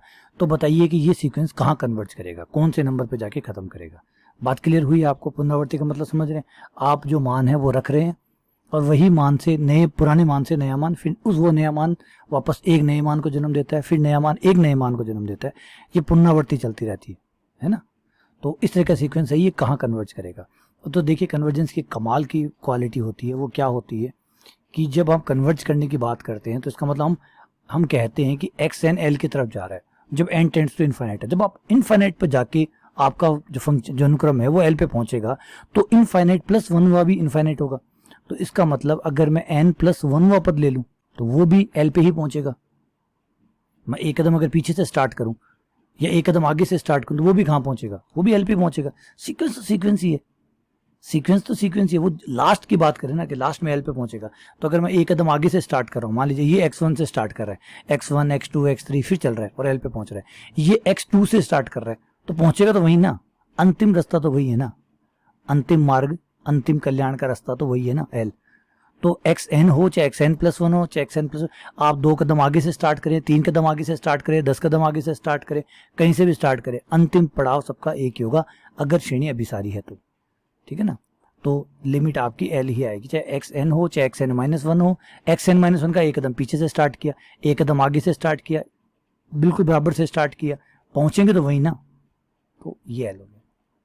तो एल 3 + 2l बटा 2 + l, वजह गुणा कर दीजिए, 2l + l² 3 + 2l, ये 2l 2l कट गया आपका, एल स्क्वायर बराबर 3 और ये एल बराबर आ गया आपका √3। माइनस का √3 नहीं हो सकता क्योंकि यहाँ दिख ही नहीं रहा माइनस का, सब प्लस का हिस्सा है, तो आपका अनुक्रम भी प्लस की तरफ ही जाएगा, तो इसकी लिमिट होगी √3। ये कहाँ पहुँचेगा? √3 के ऊपर। तो ये है पुनरावृत्ति का अनुक्रम। ठीक है, इस तरीके से पुनरावृत्ति की लिमिट निकालते हैं। तो कुल मिला के सीक्वेंस वाला जो टॉपिक है वो मैंने कंप्लीट थ्योरी सहित आपको समझा दी है। अब आगे बढ़ते हैं, सीरीज पे आते हैं, यानी श्रेणियों पे आते हैं। पहले तो अनुक्रम और श्रेणी का अंतर समझ लीजिए ताकि आपको कभी ये कन्फ्यूजन ना हो। अनुक्रम से श्रेणियां बनती है और श्रेणियों के भी अनुक्रम होते हैं। कई बार घुमा फिरा के बंदा, जब बड़े कंपटीशन होता है ना, तो घुमा घुमा के मारता है चीज़ों को, घुमा घुमा के, और क्योंकि मज़ा आता है, उसे फंसाना होता है, स्टूडेंट को फंसाना ही तो है, तो वो चीज़ों को घुमा घुमा के डालता है। होता क्या है, मान लीजिए आपके पास XN एक सीक्वेंस है या आपके पास एक अनुक्रम है।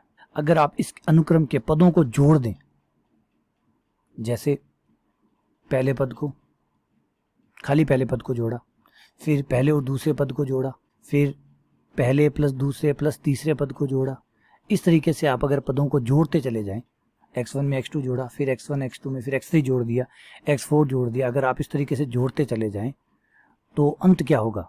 अंत ये होगा कि आपके सारे पद जुड़ जाएंगे सारे। लेकिन ये जो जोड़ होगा, इस जोड़ को हम शॉर्ट फॉर्म में इस तरीके से लिखते हैं, सिग्मा xi, और i का मान कहाँ से शुरू हुआ? 1 से, कहाँ तक जाएगा? इनफाइनाइट तक। आप इस तरीके से भी लिख सकते हैं, और कई जो हम लिखते हैं नॉर्मली बहुत शॉर्ट फॉर्म में, हमें पता है जब अनुक्रम है तो 1 से स्टार्ट हुआ होगा, अनंत तक जाने जाने, तो ये बातें गैर जरूरी बातें बोलने की क्या जरूरत है, सीधा xn बोलिए। xn का मतलब nवें पद को आप 1 से लेकर अनंत तक जोड़ दीजिए, तो इसे कहते हैं श्रेणी। मतलब आपका अनुक्रम का जो योग है उसे श्रेणी कहा जाता है। x1 plus x2 plus x3 plus x4, ये जो योग के रूप में जब आप लिखते हैं, आपके अनुक्रम को योग के रूप में कहते हैं, तो इसे अब क्या कहते हैं? श्रेणी कहते हैं। समझ में आया? देखिए, अनुक्रम में आपका हर पद अलग होता है, ये पहला, ये दूसरा, ये तीसरा, ये चौथा, ये पांचवा, ये छठा, ये सातवां। आपकी श्रेणी में पहला दूसरा नहीं होता, श्रेणी में सीधा योग होता है, एक ही पद होता है, पूरा एक ही होता है। बात पकड़ में आ रही है? समझ रहे हैं क्या कहना चाहता हूं मैं? अनुक्रम में आपका होता है ये भैया पहला, ये दूसरा, ये तीसरा, ये चौथा, ये पांचवा, ये छठा, ये सातवां, ये आठवां होता है। श्रेणी में कुछ नहीं होता, सबका जोड़ होता है, सबका जोड़ श्रेणी कहलाता है। अनुक्रम के सभी पदों का योग श्रेणी कहलाता है, अनुक्रम के अनंत पदों का योग श्रेणी कहलाता है, तो इसे आप श्रेणी कहते हैं। इसीलिए देखिए दोनों में फर्क है। जब आप अनुक्रम को लिखते हैं, जब आप सीक्वेंस को लिखते हैं, तो आप ये वाला चिन्ह लगाते हैं या फिर वो मंझले ब्रैकेट वाला लगाते हैं, वो आपकी मर्जी है, जो लगाना चाहे वो लगा लीजिए। आप अनुक्रम को ऐसे लिखते हैं। लेकिन जब आप श्रेणी को लिखते हैं तो वही xn, लेकिन सिग्मा करके, सिग्मा का मतलब योग, उस अनुक्रम का योग, तो ये फर्क है। अनुक्रम के योग का नाम श्रेणी है, अनुक्रम के जो पद है उनका योग जो है वो श्रेणी है। तो श्रेणी में कंफ्यूज मत होइएगा। अनुक्रम क्या है? खुले खुले, उसमें योग की कोई चर्चा ही नहीं थी। आपने याद कीजिए, अनुक्रम में मैंने योग की चर्चा की थी? नहीं, मैंने ये पूछा था कि भैया ये जो भाई साहब आ रहे हैं x1 x2 x3 कहाँ जाएंगे, कहाँ पहुंचेंगे, कहीं तो पहुंचेंगे, उस बात की चर्चा थी। अनुक्रम में आपकी चर्चा थी कि x1 x2 x3 x4 and dash dash dash dash, ये जो भैया चल रहे हैं, x1 के बाद x2 आया, x2 के बाद x3 आया, x3 के बाद x4 आया, क्या ये किसी नंबर की तरफ आगे बढ़ रहे हैं क्या? ये जानने की इच्छा हमारी थी कि भाई अंत क्या होगा, अंत में इंटरेस्टेड थे। अंत अनंत है तो हमने कहा था कि भैया अब सारी श्रेणियां डाइवर्जेंट अनुक्रम है, सॉरी डाइवर्जेंट सीक्वेंस है। अगर किसी नंबर पे पहुंच जाता है तो हम कहते हैं भैया कन्वर्जेंट सीक्वेंस है। और अगर 2 नंबरों पे पहुंचता है, इधर भी जा रहा है इधर भी जा रहा है, 3 पे पहुंच रहा है 4 पे पहुंच रहा है, मतलब मजाक कर रहा है हमारे साथ में, तो दोलनी है, बिना पैंदा वाला है। ठीक है, तो अब आ जाते हैं श्रेणी पे वापस से। अब श्रेणी में क्या इंटरेस्ट लेते हैं? श्रेणी में आपको क्या चाहिए? श्रेणी में हम ये जानना चाहते हैं कि भाई हमने जोड़ तो कर दिया, अनंत पदों को भी जोड़ दिया, लेकिन क्या अनंत पदों का जोड़ कुछ आएगा नहीं आएगा, इनका योग कुछ है या नहीं है? पहली बात, पहली समस्या तो ये है, क्या अनंत पदों को जोड़ा जा सकता है? बकवास, नहीं जोड़ा जा सकता। क्यों? 1000 पद जोड़ सकते हो, 10,000 जोड़ सकते हो, 10 करोड़ जोड़ सकते हो, लेकिन उस श्रेणी का जोड़ कैसे जिसमें जुड़ता ही जाए जुड़ता ही जाए जुड़ता ही जाए जुड़ता ही जाए? समझ रहे हैं बातों को? नहीं समझ रहे हैं, कोई बात नहीं, मैं समझाता हूँ, मेरी जिम्मेदारी है। आपने x1 x2 x3 x4, इसमें फिर x4 जोड़ दिया, आपने कैलकुलेटर लिया, x1 जो भी आया plus x2 plus x3 plus x4 plus x5 plus x6 plus x7 plus x8 plus x9 plus x10 plus x11 plus x12 dash dash 100 plus x 10,000 plus x 12,000 plus x 15,000 plus x 1 lakh plus x 10 lakh plus x 1 crore plus x 1 अरब plus 1 dash dash dash dash बराबर। अब आप जोड़ किस दिन आएगा? जब ये श्रेणी खत्म हो जाएगी उस दिन आप बराबर का चिन्ह दबाएंगे अपने कैलकुलेटर में। बराबर का चिन्ह कब दबाएंगे? जब मैं अंतिम पद बोल दूंगा। अंतिम पद बोल कैसे दूंगा? आएगा तब तो बोलूंगा। अनंत श्रेणी का मतलब ये अनंत अनुक्रम है, अनंत पदों वाला अनुक्रम है। अनुक्रम में अनंत पद होते हैं, तो अनंत पद होते हैं तो आप जोड़ते जाइए, बराबर का चिन्ह कभी नहीं दबाएंगे।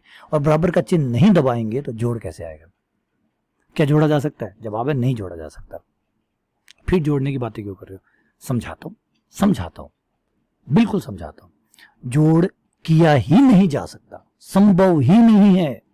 योग संभव नहीं है। दोबारा सुनिए मेरी प्यारी बात, योग संभव नहीं है। आप जो नॉर्मल जोड़ करते हैं बराबर का कैलकुलेटर वाला कि ये वाला नंबर प्लस ये वाला नंबर प्लस ये वाला नंबर, लास्ट में आप बराबर का चिन्ह दबा के सारा सार निकाल लेते हैं। लेकिन वो कब निकाल पाते हैं? जब वो खत्म होता हो। जब खत्म होता हो तो ही सार निकाल सकते हैं आप। समझ गए मेरी बात? सार जोड़ कब हो सकता है? जब लास्ट का पद हो और आपको बराबर का बटन दबाने की परमिशन मिले। लेकिन वो तब मिलती है जब श्रेणी खत्म होती है, जब अनुक्रम खत्म होता है। लेकिन अनुक्रम तो कभी खत्म ही नहीं होता, वो तो अनंत तक जाता है, अनंत तक चलता रहता है। पद के बाद हर पद के बाद फिर एक पद, हर पद के बाद फिर एक पद, हर पद के बाद फिर एक पद, और ये चलता रहता है। तो बराबर का चिन्ह दबाने का कभी आपको मौका कभी मिलेगा ही नहीं। यानी आप नॉर्मल वाला जो जोड़ करते थे आप वाला, वो यहाँ पे काम नहीं करेगा। तो भैया सर काम तो नहीं करेगा, फिर आप बताइए क्या करें? फिर इसका योग कैसे करें?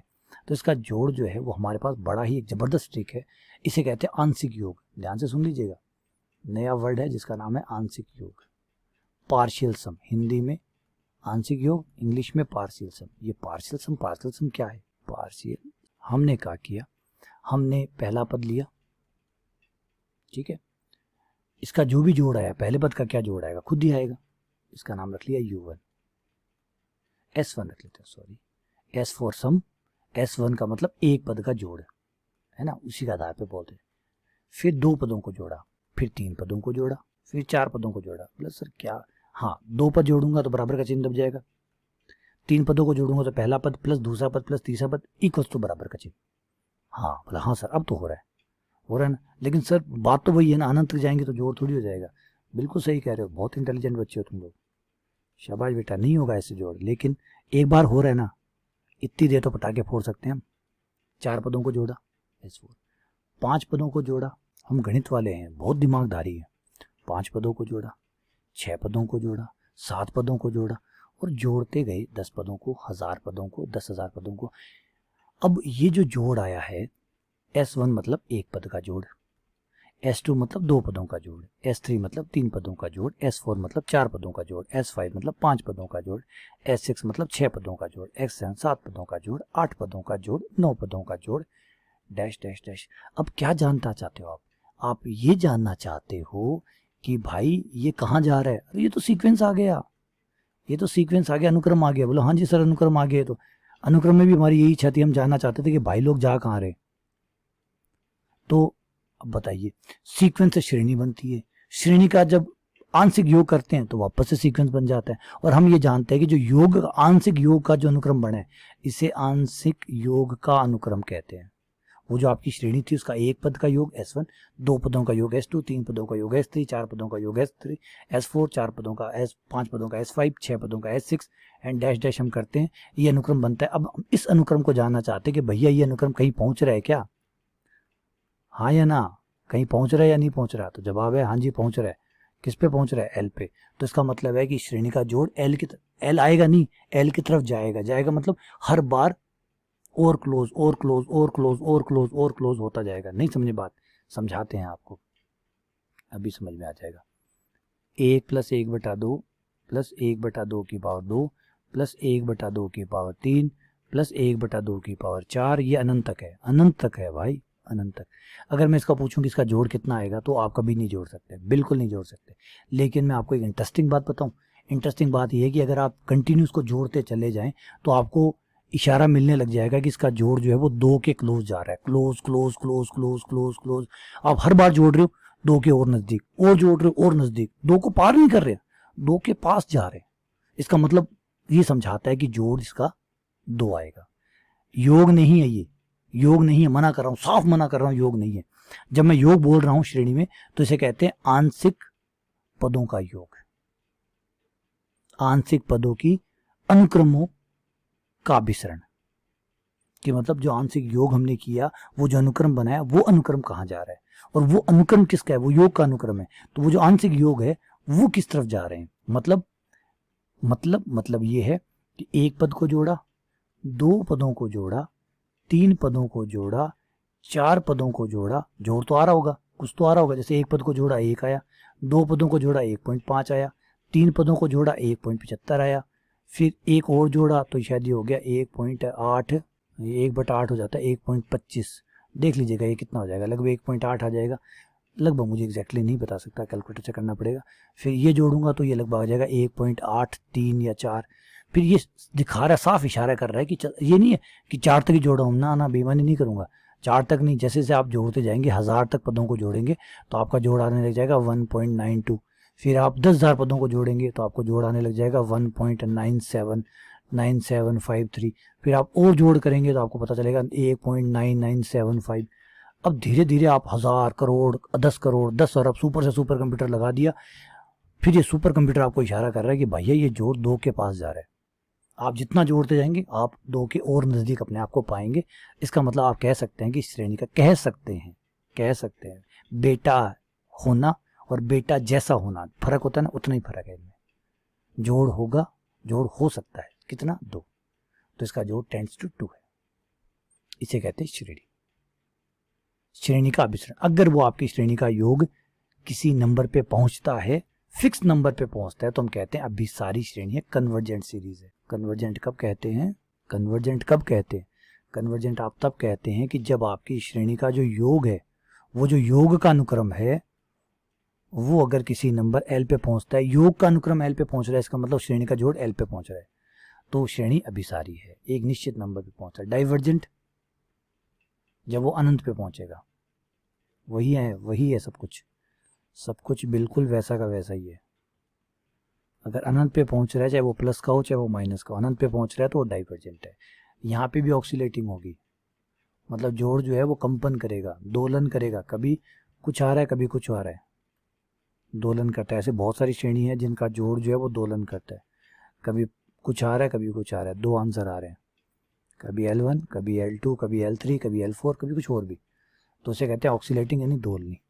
तो आपकी जो श्रेणियां है वो 3 प्रकार से हो सकती है। अगर उनका योग किसी नंबर तक जा रहा है, पहुंच रहा है, तो कन्वर्जेंट, नहीं अनंत पहुंच रहा है तो डाइवर्जेंट, 2 जोड़ पे पहुंच रहा है तो आपका ऑक्सीलेटिंग।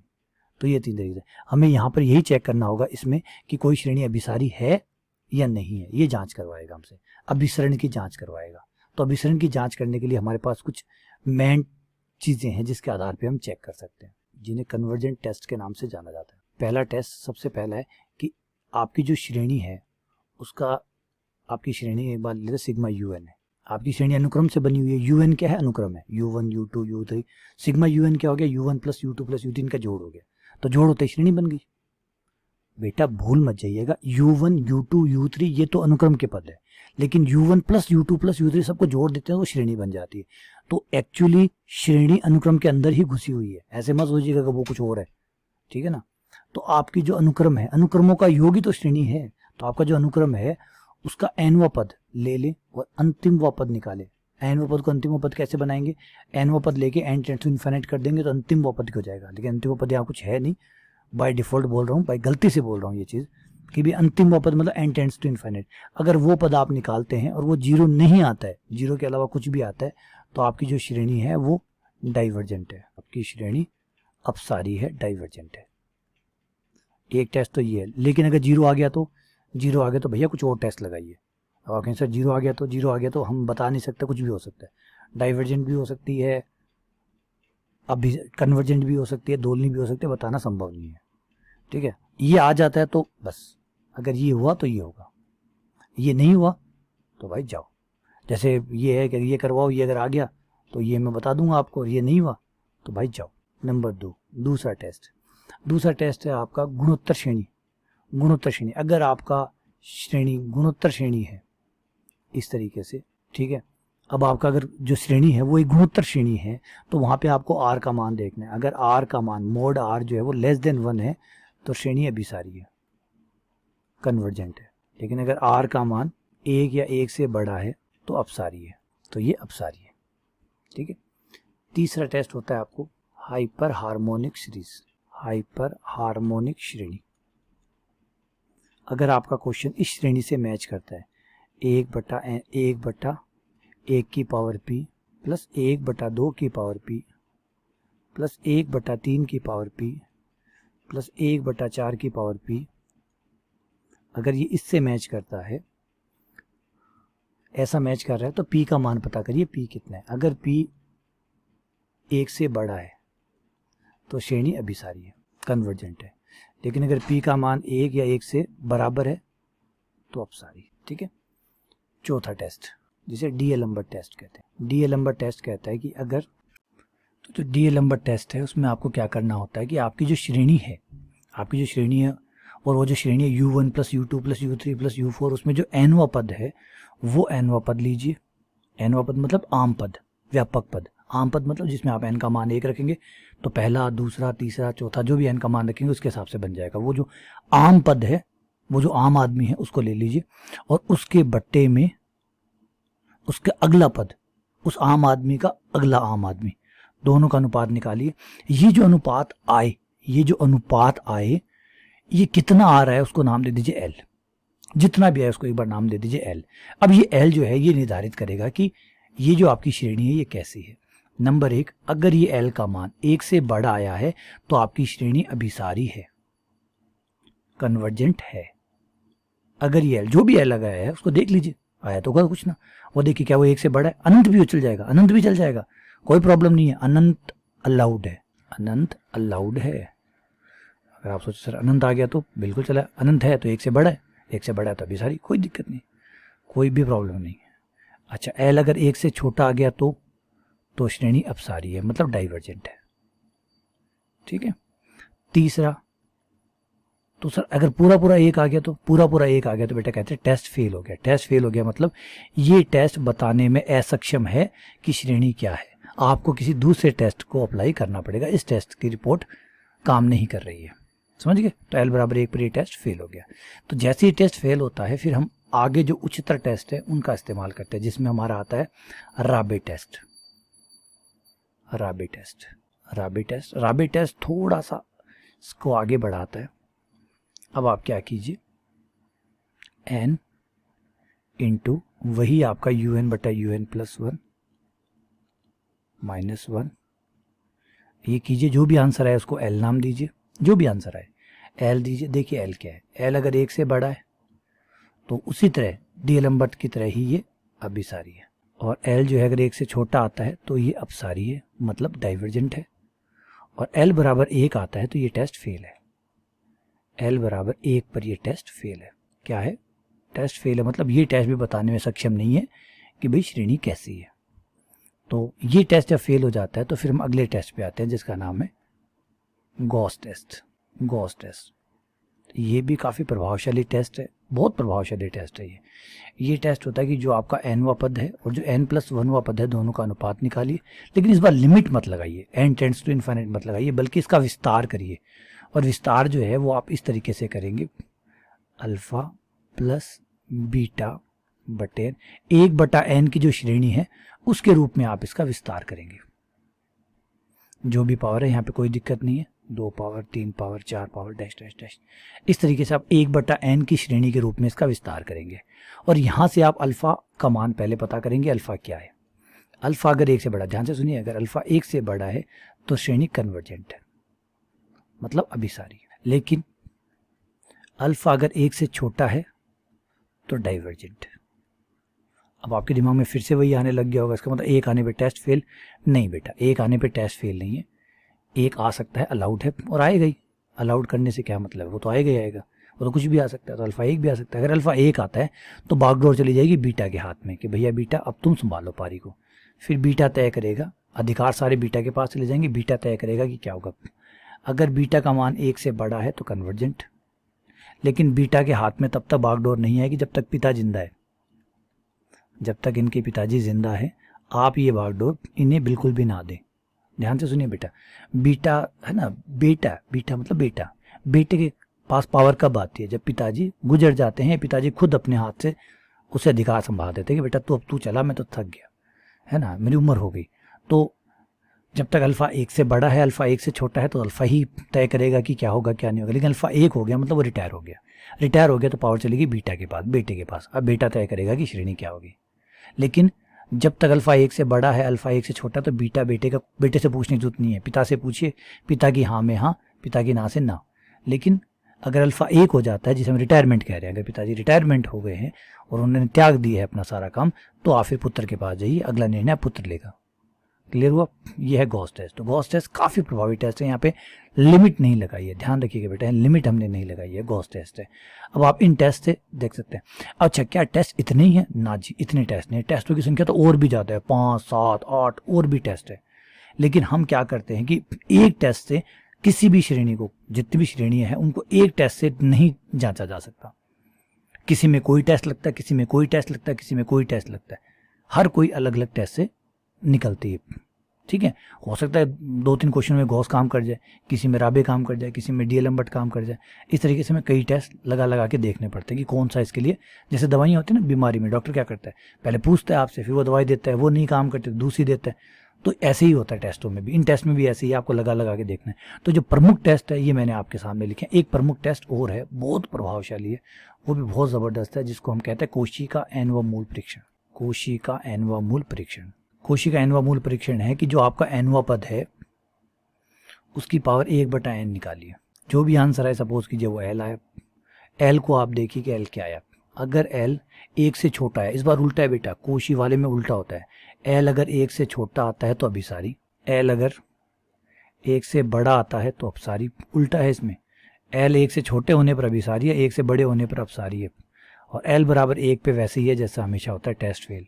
अब इन सभी टेस्ट को अच्छे से समझने के लिए प्लीज़ जाके नवकार पब्लिकेशन की बुक में एग्जाम्पल कर लीजिए बस, ताकि आपको ये टेस्ट समझ में आ जाए कैसे काम करते हैं। या डिटेल वीडियो जो है वो मेरे वो देख लीजिए, तभी आपको समझ में आ जाएगा। क्वेश्चन एक एक जरूर करें, 2-2 करें तो आपकी अच्छी बात है, आप और अच्छा समझ में आएगा। एटलीस्ट एक एक क्वेश्चन तो अपने हाथ से ज़रूर करें इन टेस्ट के ऊपर। अब यहाँ पर थोड़ा सा एक सावधानी के लिए मैं याद दिला देता हूँ कि अलग अलग किताबें इसको अलग अलग तरीके से लिखती है। कई किताबें क्या करती है, UN+1 को ऊपर लिखती है, UN को नीचे लिखती है। UN+1 जो N+1 पद है उसको ऊपर रखती है, Nवें पद को नीचे रखती है। इससे क्या होगा कि उल्टा आएगा। उल्टा आएगा मतलब जो 1 से छोटा आना चाहिए वो 1 से बड़ा आएगा, जो 1 से बड़ा आना चाहिए वो छोटा आएगा। तो यहाँ पे कंडीशन बदल जाएगी, L छोटा है 1 से अभिसारी, L बड़ा है 1 से अपसारी। तो बेटा आप एक फिक्स कर लीजिए क्या है, क्योंकि मैं वो लिख रहा हूँ जो नवकार पब्लिकेशन की बुक है, क्योंकि मैं उसके साथ मैच कर रहा हूँ। ठीक है ना, किसी और बुक से अगर आप पढ़ रहे हैं तो उसमें शायद हो सकता है उल्टा लिखा हो, UN+1 ऊपर UN नीचे लिखा हो, वहाँ पे कंडीशन लिखी हो अभिसारी होने की कंडीशन, L छोटा है 1 से अभिसारी, तो उसने सही लिखा। अगर UN+1 ऊपर है UN नीचे है तो 2 नहीं आएगा बल्कि 1/2 आएगा, 2 की बजाय 1/2 आएगा, और जो 1/2 आएगा वो 2 आएगा, उल्टा हो जाएगा। यानी जब UN ऊपर होता है, UN+1 नीचे होता है तो 2 आता है, तो UN+1 ऊपर होगा, UN नीचे होगा तो 1/2 आएगा। तो फिर यहाँ की जो आपका L का मान है वो उल्टा आएगा। उल्टा आएगा मतलब जो 1 से बड़ा आना चाहिए वो 1 से छोटा आएगा, जो 1 से छोटा आना चाहिए वो 1 से बड़ा आएगा। तो यहाँ की जो कंडीशन है वो बदल जाती है। फिर आता है अगर आप UN+1 ऊपर ले रहे हैं, UN नीचे ले रहे हैं, तो L का 1 से छोटे होने पर अभिसारी, L का 1 से बड़े होने पर अपसारी और 1 बराबर पे टेस्ट फेल होगा। तो ध्यान से देख लीजिएगा कौन सी किताब आप पढ़ रहे हैं, उसके अकॉर्डिंग याद रखिएगा। ठीक है, क्लियर है? चलिए आ जाइए, क्वेश्चन करते हैं थोड़े से RPSC वाले, ताकि ये जो चीज़ें हैं ये आपको समझ में आ जाइए। अच्छा, एक टेस्ट और, एक प्रभावशाली टेस्ट और मैं एक बताना चाहूँगा, बहुत कमाल का टेस्ट है ये, थोड़ा सा मॉडिफाइड टेस्ट है। इसे आप अनुपात परीक्षण भी कह सकते हैं एक प्रकार का, बिल्कुल अनुपात परीक्षण है, बहुत रेशियो टेस्ट कहते हैं इसको। थोड़ा सा मैंने हल्का सा मॉडिफाई किया है इसको, बहुत प्यारा टेस्ट है, बहुत जल्दी आपको आंसर तक पहुंचा देता है। खासकर RPSC सेकंड ग्रेड का क्वेश्चन तो जल्दी से इससे निपट जाते हैं। क्या करना है इसमें आपको, देखिए इसमें आपको थोड़ी सी समझदारी करनी है। समझदारी करने की आपका जो UN है वो आप जो भी है वो लीजिए, UN लीजिए, और UN को क्या करिए, ध्यान से सुनिए मैं जो क्या कह रहा हूँ। आपका जो UN है उसको लीजिए Nवें पद को, और Nवें पद को इस तरीके से बदलिए 1/n की power P into K। K 0 नहीं होना चाहिए, K 0 नहीं होना चाहिए, इस तरीके से इसको बदल लीजिए। मतलब इस साइड का जो K है, अब ये जो K है ये नियतांक है, पर तो वो 0 नहीं होना चाहिए। ठीक है। 1/n पी कुछ भी हो सकता है, कोई दिक्कत नहीं है, जो भी पी हो वो देख लीजिए। पी अगर 1 से बड़ा आता है तो श्रेणी अभिसारी है। अभी मैं आपको उसको क्वेश्चन करके दिखाऊंगा, जो आरपीएससी में आए हैं वो करके दिखाऊंगा। इससे पी का मान 1 से बड़ा आता है तो अभिसारी, पी का मान 1 से छोटा या 1 के बराबर आता है तो अपसारी। टेस्ट फेल होने के कोई चांसेस इसमें नहीं है फिलहाल। तो बोले सर यही टेस्ट लगा ले, लेकिन बेटा हर सवाल पे ये टेस्ट काम नहीं करता है ना। ऐसा तो मैं ही लगा लेता, फिर वो टेस्ट पढ़ाता ही नहीं। हाँ, काफ़ी हद तक ये प्रभावी है, लेकिन हमेशा प्रभावी है ऐसा नहीं कहा जा सकता। चलिए क्वेश्चन करते हैं, समझाता हूँ मैं कैसे काम करता है। आइए, आरपीएससी प्रीवियस क्वेश्चन देखिए। सारे जो क्वेश्चन मैं अभी लिख रहा हूँ, मैं उसके सामने नंबर नहीं लिख रहा हूँ, आप खुद चेक कर लीजिएगा। ये जो क्वेश्चन है ये सारे वही है, 2011, 2013, 2015 और 2018। ये जो 4 वैकेंसी है इसी के क्वेश्चन जो है वो मैंने ले रहा हूँ, ठीक है। चलिए पहले क्वेश्चन पे आते हैं। क्वेश्चन नंबर 1, यह 1/2 की पावर 2 + 1 प्लस √2, 3 की पावर 2 + 1, √3/4 की power 2 + 1 and dash dash dash. ये श्रेणी है आपकी। इस श्रेणी का अभिसारी आपको बताना। ऑप्शन सिंपल है, वही ऑप्शन क्या होते हैं ऐसे क्वेश्चन के ऑप्शन 4 आते हैं। पहला आता है अभिसारी है, दूसरा आता है अपसारी है, तीसरा आता है दोलनी है, चौथा है इनमें से कोई नहीं। इनमें से कोई नहीं। एक चीज़ यहाँ पे आप ध्यान रखिए, बहुत इंपॉर्टेंट बात यहाँ पे मैं लिख देता हूँ। धनात्मक पदों वाली श्रेणी, धनात्मक पदों वाली श्रेणी अभिसारी या अपसारी होती है। अभिसारी या अपसारी होती है। अभिसारी होती है या अपसारी होती है। ये लीजिए, दोलनी नहीं होती है। या तो अभिसारी होती है या अपसारी होती है, दोलनी दालनी नहीं होती। इनमें से कोई नहीं का भी ऑप्शन नहीं है, या तो अभिसारी या अपसारी। तो 4 में से 2 ऑप्शन तो आपके कट गए, दोलनी कट कर दीजिए। धनात्मक पदों वाली, रिपीट करो, धनात्मक। अब पकड़ लीजिए इस बात को, ये वर्ड बहुत इंपॉर्टेंट है, धनात्मक। धनात्मक पदों वाली श्रेणी का मतलब देखिए, ये प्लस का है, ठीक है, इसके बाद वाला प्लस का है, इसके बाद वाला प्लस का है, उसके बाद वाला प्लस का है, ये सब प्लस के हैं, तो इसे कहते हैं धनात्मक पदों वाली श्रेणी। समझ में आ रही बात को। तो धनात्मक पदों वाली श्रेणी या तो अभिसारी होती है, मतलब कन्वर्जेंट होती है, या डाइवर्जेंट होती है। ऑक्सीलेटिंग या दोलनी वोलनी कुछ नहीं होती। इनमें से कोई नहीं का भी ऑप्शन नहीं है, क्योंकि अभिसारी अपसारी में से कोई तो एक है, ठीक है। तो आपके 4 में से 2 ऑप्शन तो सीधे ही कट गए, 2 ऑप्शन बचे अभिसारी और अपसारी, ठीक है। तो अब करना क्या है, अब आपको देखना है कि पहला पद जो U1 है, U1, फिर आपका दूसरा पद U2, फिर आपका तीसरा पद U3। अब आप एक बात बताइए कि आपका पहला पद ये, दूसरा ये, तीसरा ये, तो आपका आम पद क्या होगा, व्यापक पद क्या होगा, एनवा पद क्या होगा, एनवा पद आपका क्या होगा। अब आपको इनको देख के ही बनाना पड़ेगा बेटा। 1 रखने पर ये आना चाहिए, 2 रखने पर ये आना चाहिए, 3 रखने पर ये आना चाहिए। तो एक चीज़ क्लियर है कि ऊपर तो अंडर रूट चल रहा है, पहले पद में √1 आ रहा है, दूसरे में √2 आ रहा है, तीसरे में √3 आ रहा है। इसका मतलब जो आपका एनवा पद होगा उसके अंदर √n आएगा। बोले हाँ जी सर, क्लियर है, √n आएगा। नीचे आपका 2 की, पहले पद में 2 की पावर 2, दूसरे पद में 3 की पावर 2, चौथे पद में 4 की पावर 2। तो बोला सर ये तो मैच कर रहा है, ये तो तीसरे में 4 आ रहा है, मतलब एक ज़्यादा चल रहा है। तो ये आ गया n+1 का स्क्वायर, सब पे स्क्वायर आ रहा है, फिर +1 आ रहा है। बोला हाँ जी, फिर +1 आ रहा है। एन पद मिल गया, रख के देख लीजिए, गलत है तो रख के देखिए। 1 रखिए, 2 रखिए, 3 रखिए, आ रहा है, इसका मतलब एनवा पद आपने सही बनाया। अब जो मैंने आपको बताया था वही मैं आपको बताने वाला हूँ यहाँ पे भी दोबारा से, कि इसको मैं 1/n की पावर p लिखूंगा। कैसे लिखूंगा देखिए, थोड़ा सा मुझे सॉल्व करना पड़ेगा। n² + 2n + 1 आएगा, +1 + 1 + 2 हो जाएगा, हो गया। अब मैं नीचे से n² कॉमन निकाल रहा हूँ, n² आप कॉमन निकाल लीजिए। कॉमन निकलते ही ये हो गया 1 + 2/n + 2/n², हो गया। n² से √n कट जाएगा, n की पावर 3/2 आ जाएगी, हो गया, क्लियर है। अब एक चीज़ देखिए, जो मैं आपको बता रहा था वही हो गया यहाँ पे, 1/n की पावर 3/2 हो गया।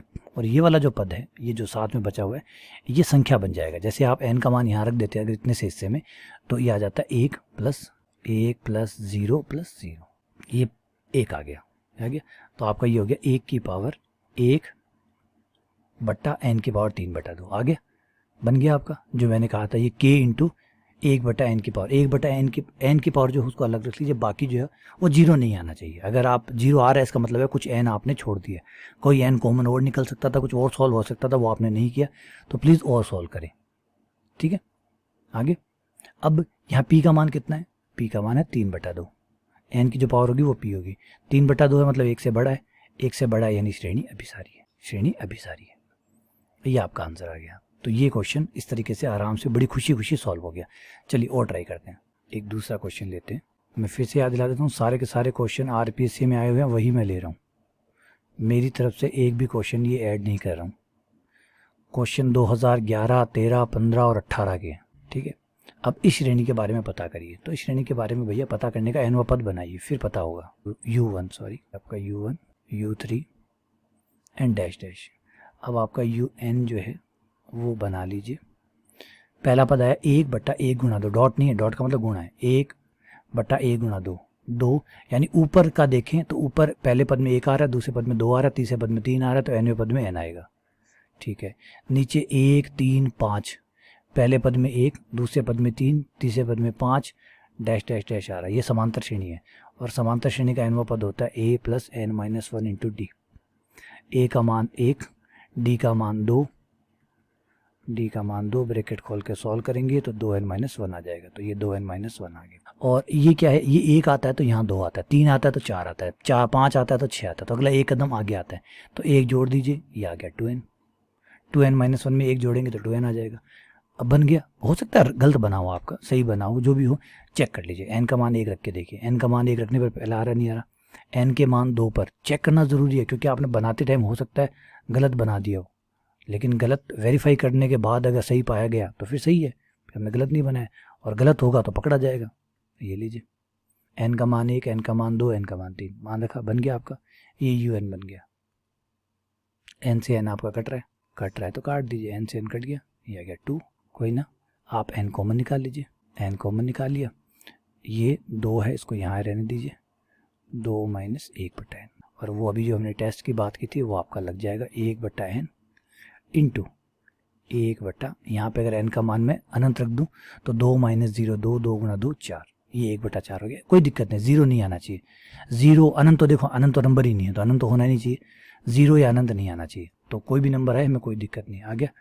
अब हमें जो है उस पर आ जाते हैं अपने बात के ऊपर कि n, ये 1/4 आगे लिख लीजिए, पीछे लिख लीजिए, जहाँ इच्छा वहाँ रख लीजिए। हमें तो n की पावर से मतलब है, कितनी पावर है, 1 पावर। p कितना हुआ, 1। जब p 1 होता है तो ये ऊपर चलिए, p जब 1 होता है तो क्या जवाब था, 1 पर अपसारी है, डाइवर्जेंट है, ये श्रेणी डाइवर्जेंट है। शायद मैंने इसके ऑप्शन के बारे में नहीं बताया बेटा, ऑप्शन वही है सारे, सेम वही के वही है, अपसारी, अभिसारी, दोलनी या इनमें से कोई नहीं, ठीक है। क्लियर हो गया। चलिए आगे बढ़ते हैं।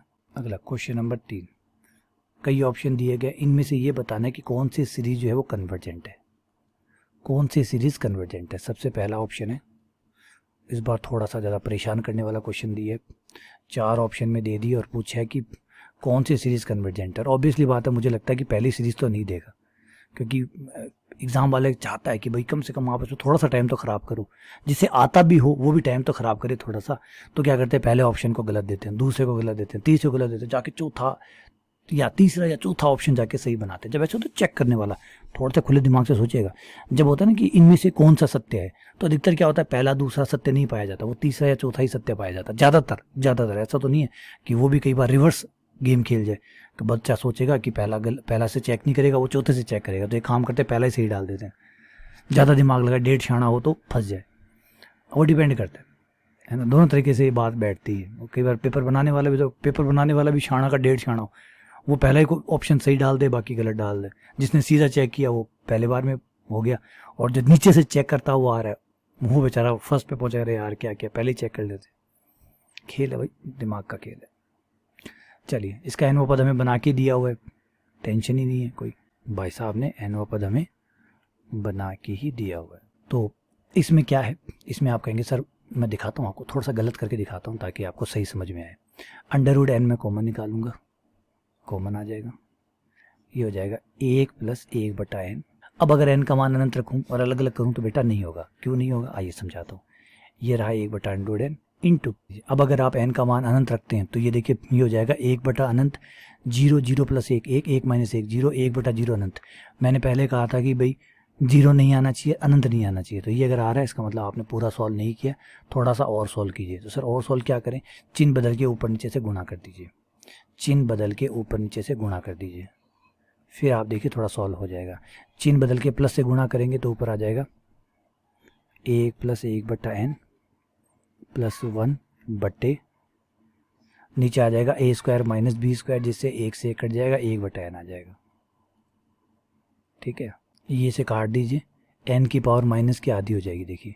ठीक है ना, ये देखिए यहाँ से या तो ऊपर ले जाके देख लीजिए, 1 + 1/n +1 n की पावर माइनस आधी।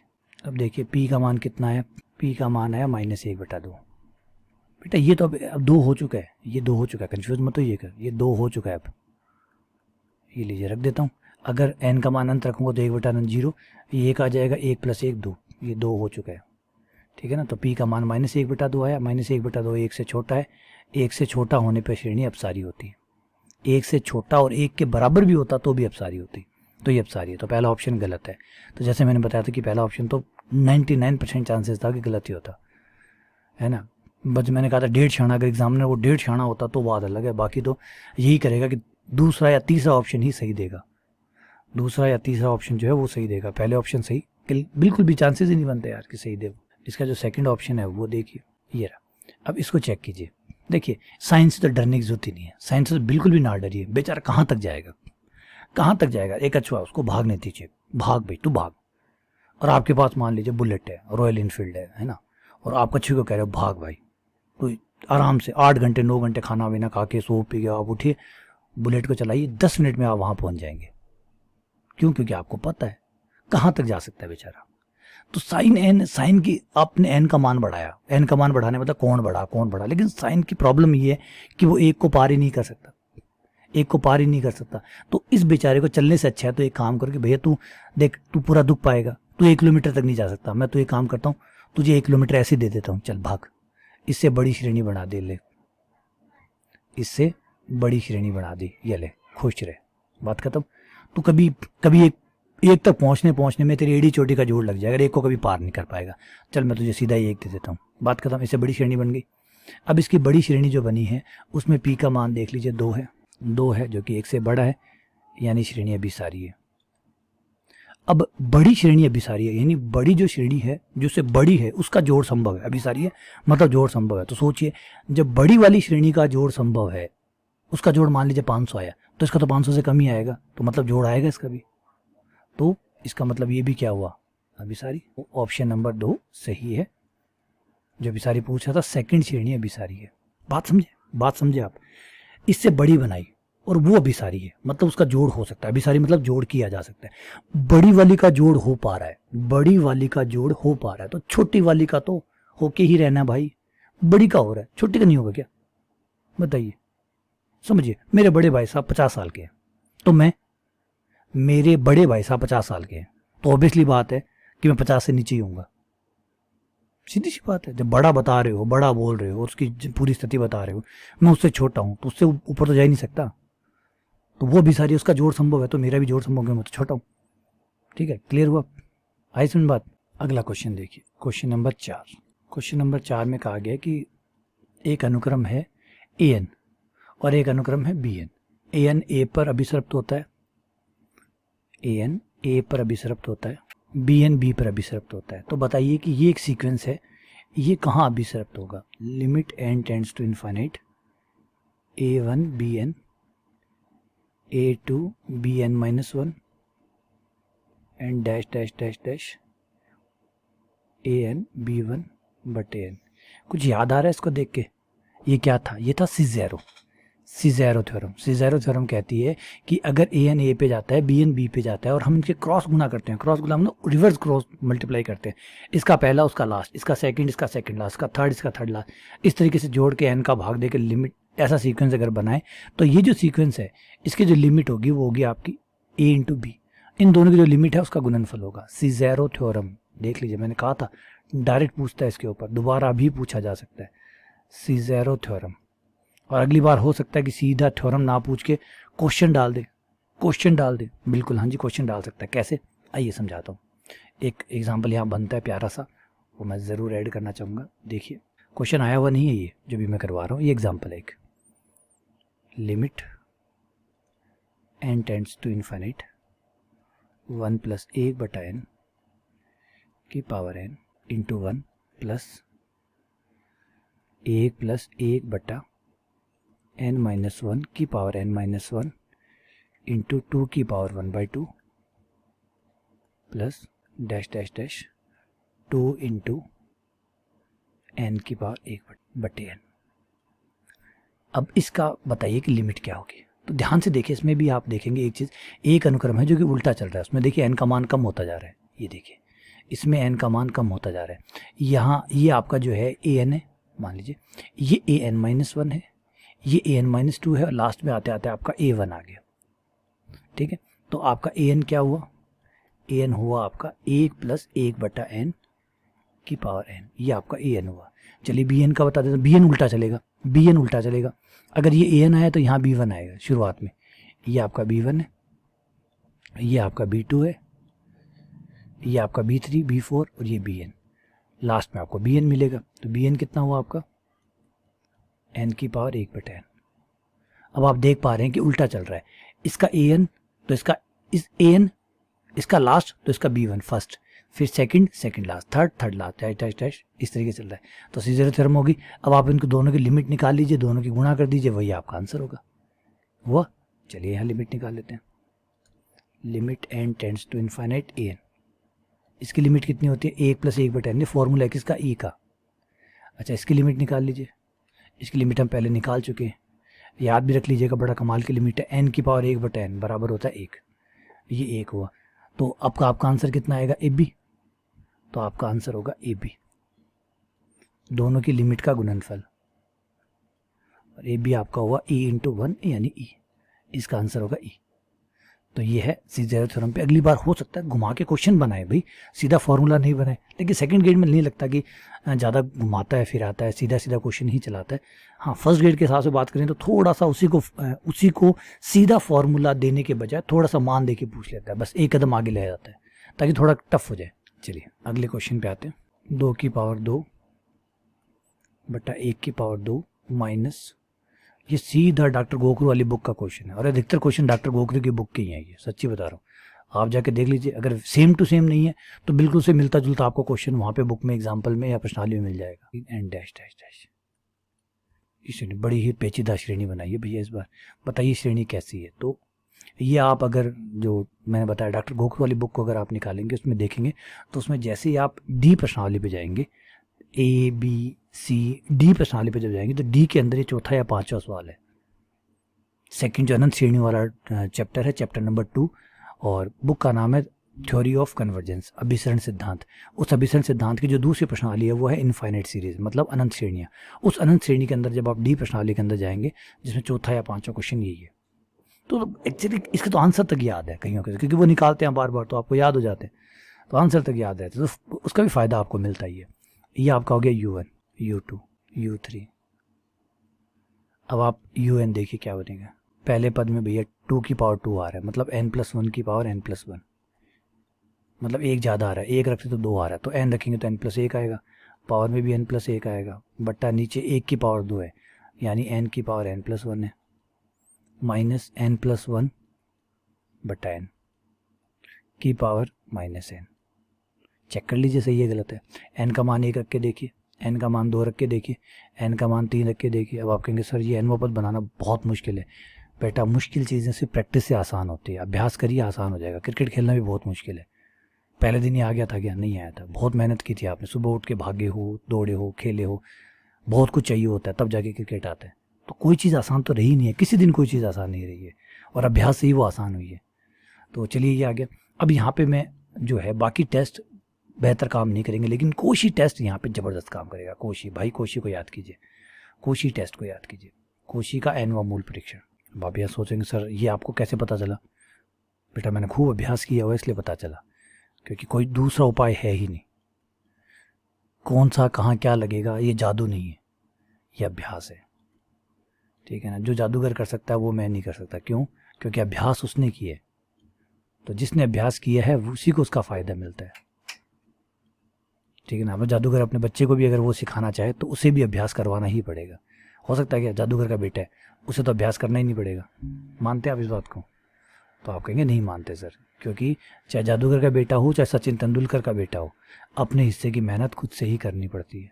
तो अगर मानिए आपको कोई चीज़ नहीं पता चल रही है तो वो इसलिए है कि आपने अभ्यास में कमी रखी है।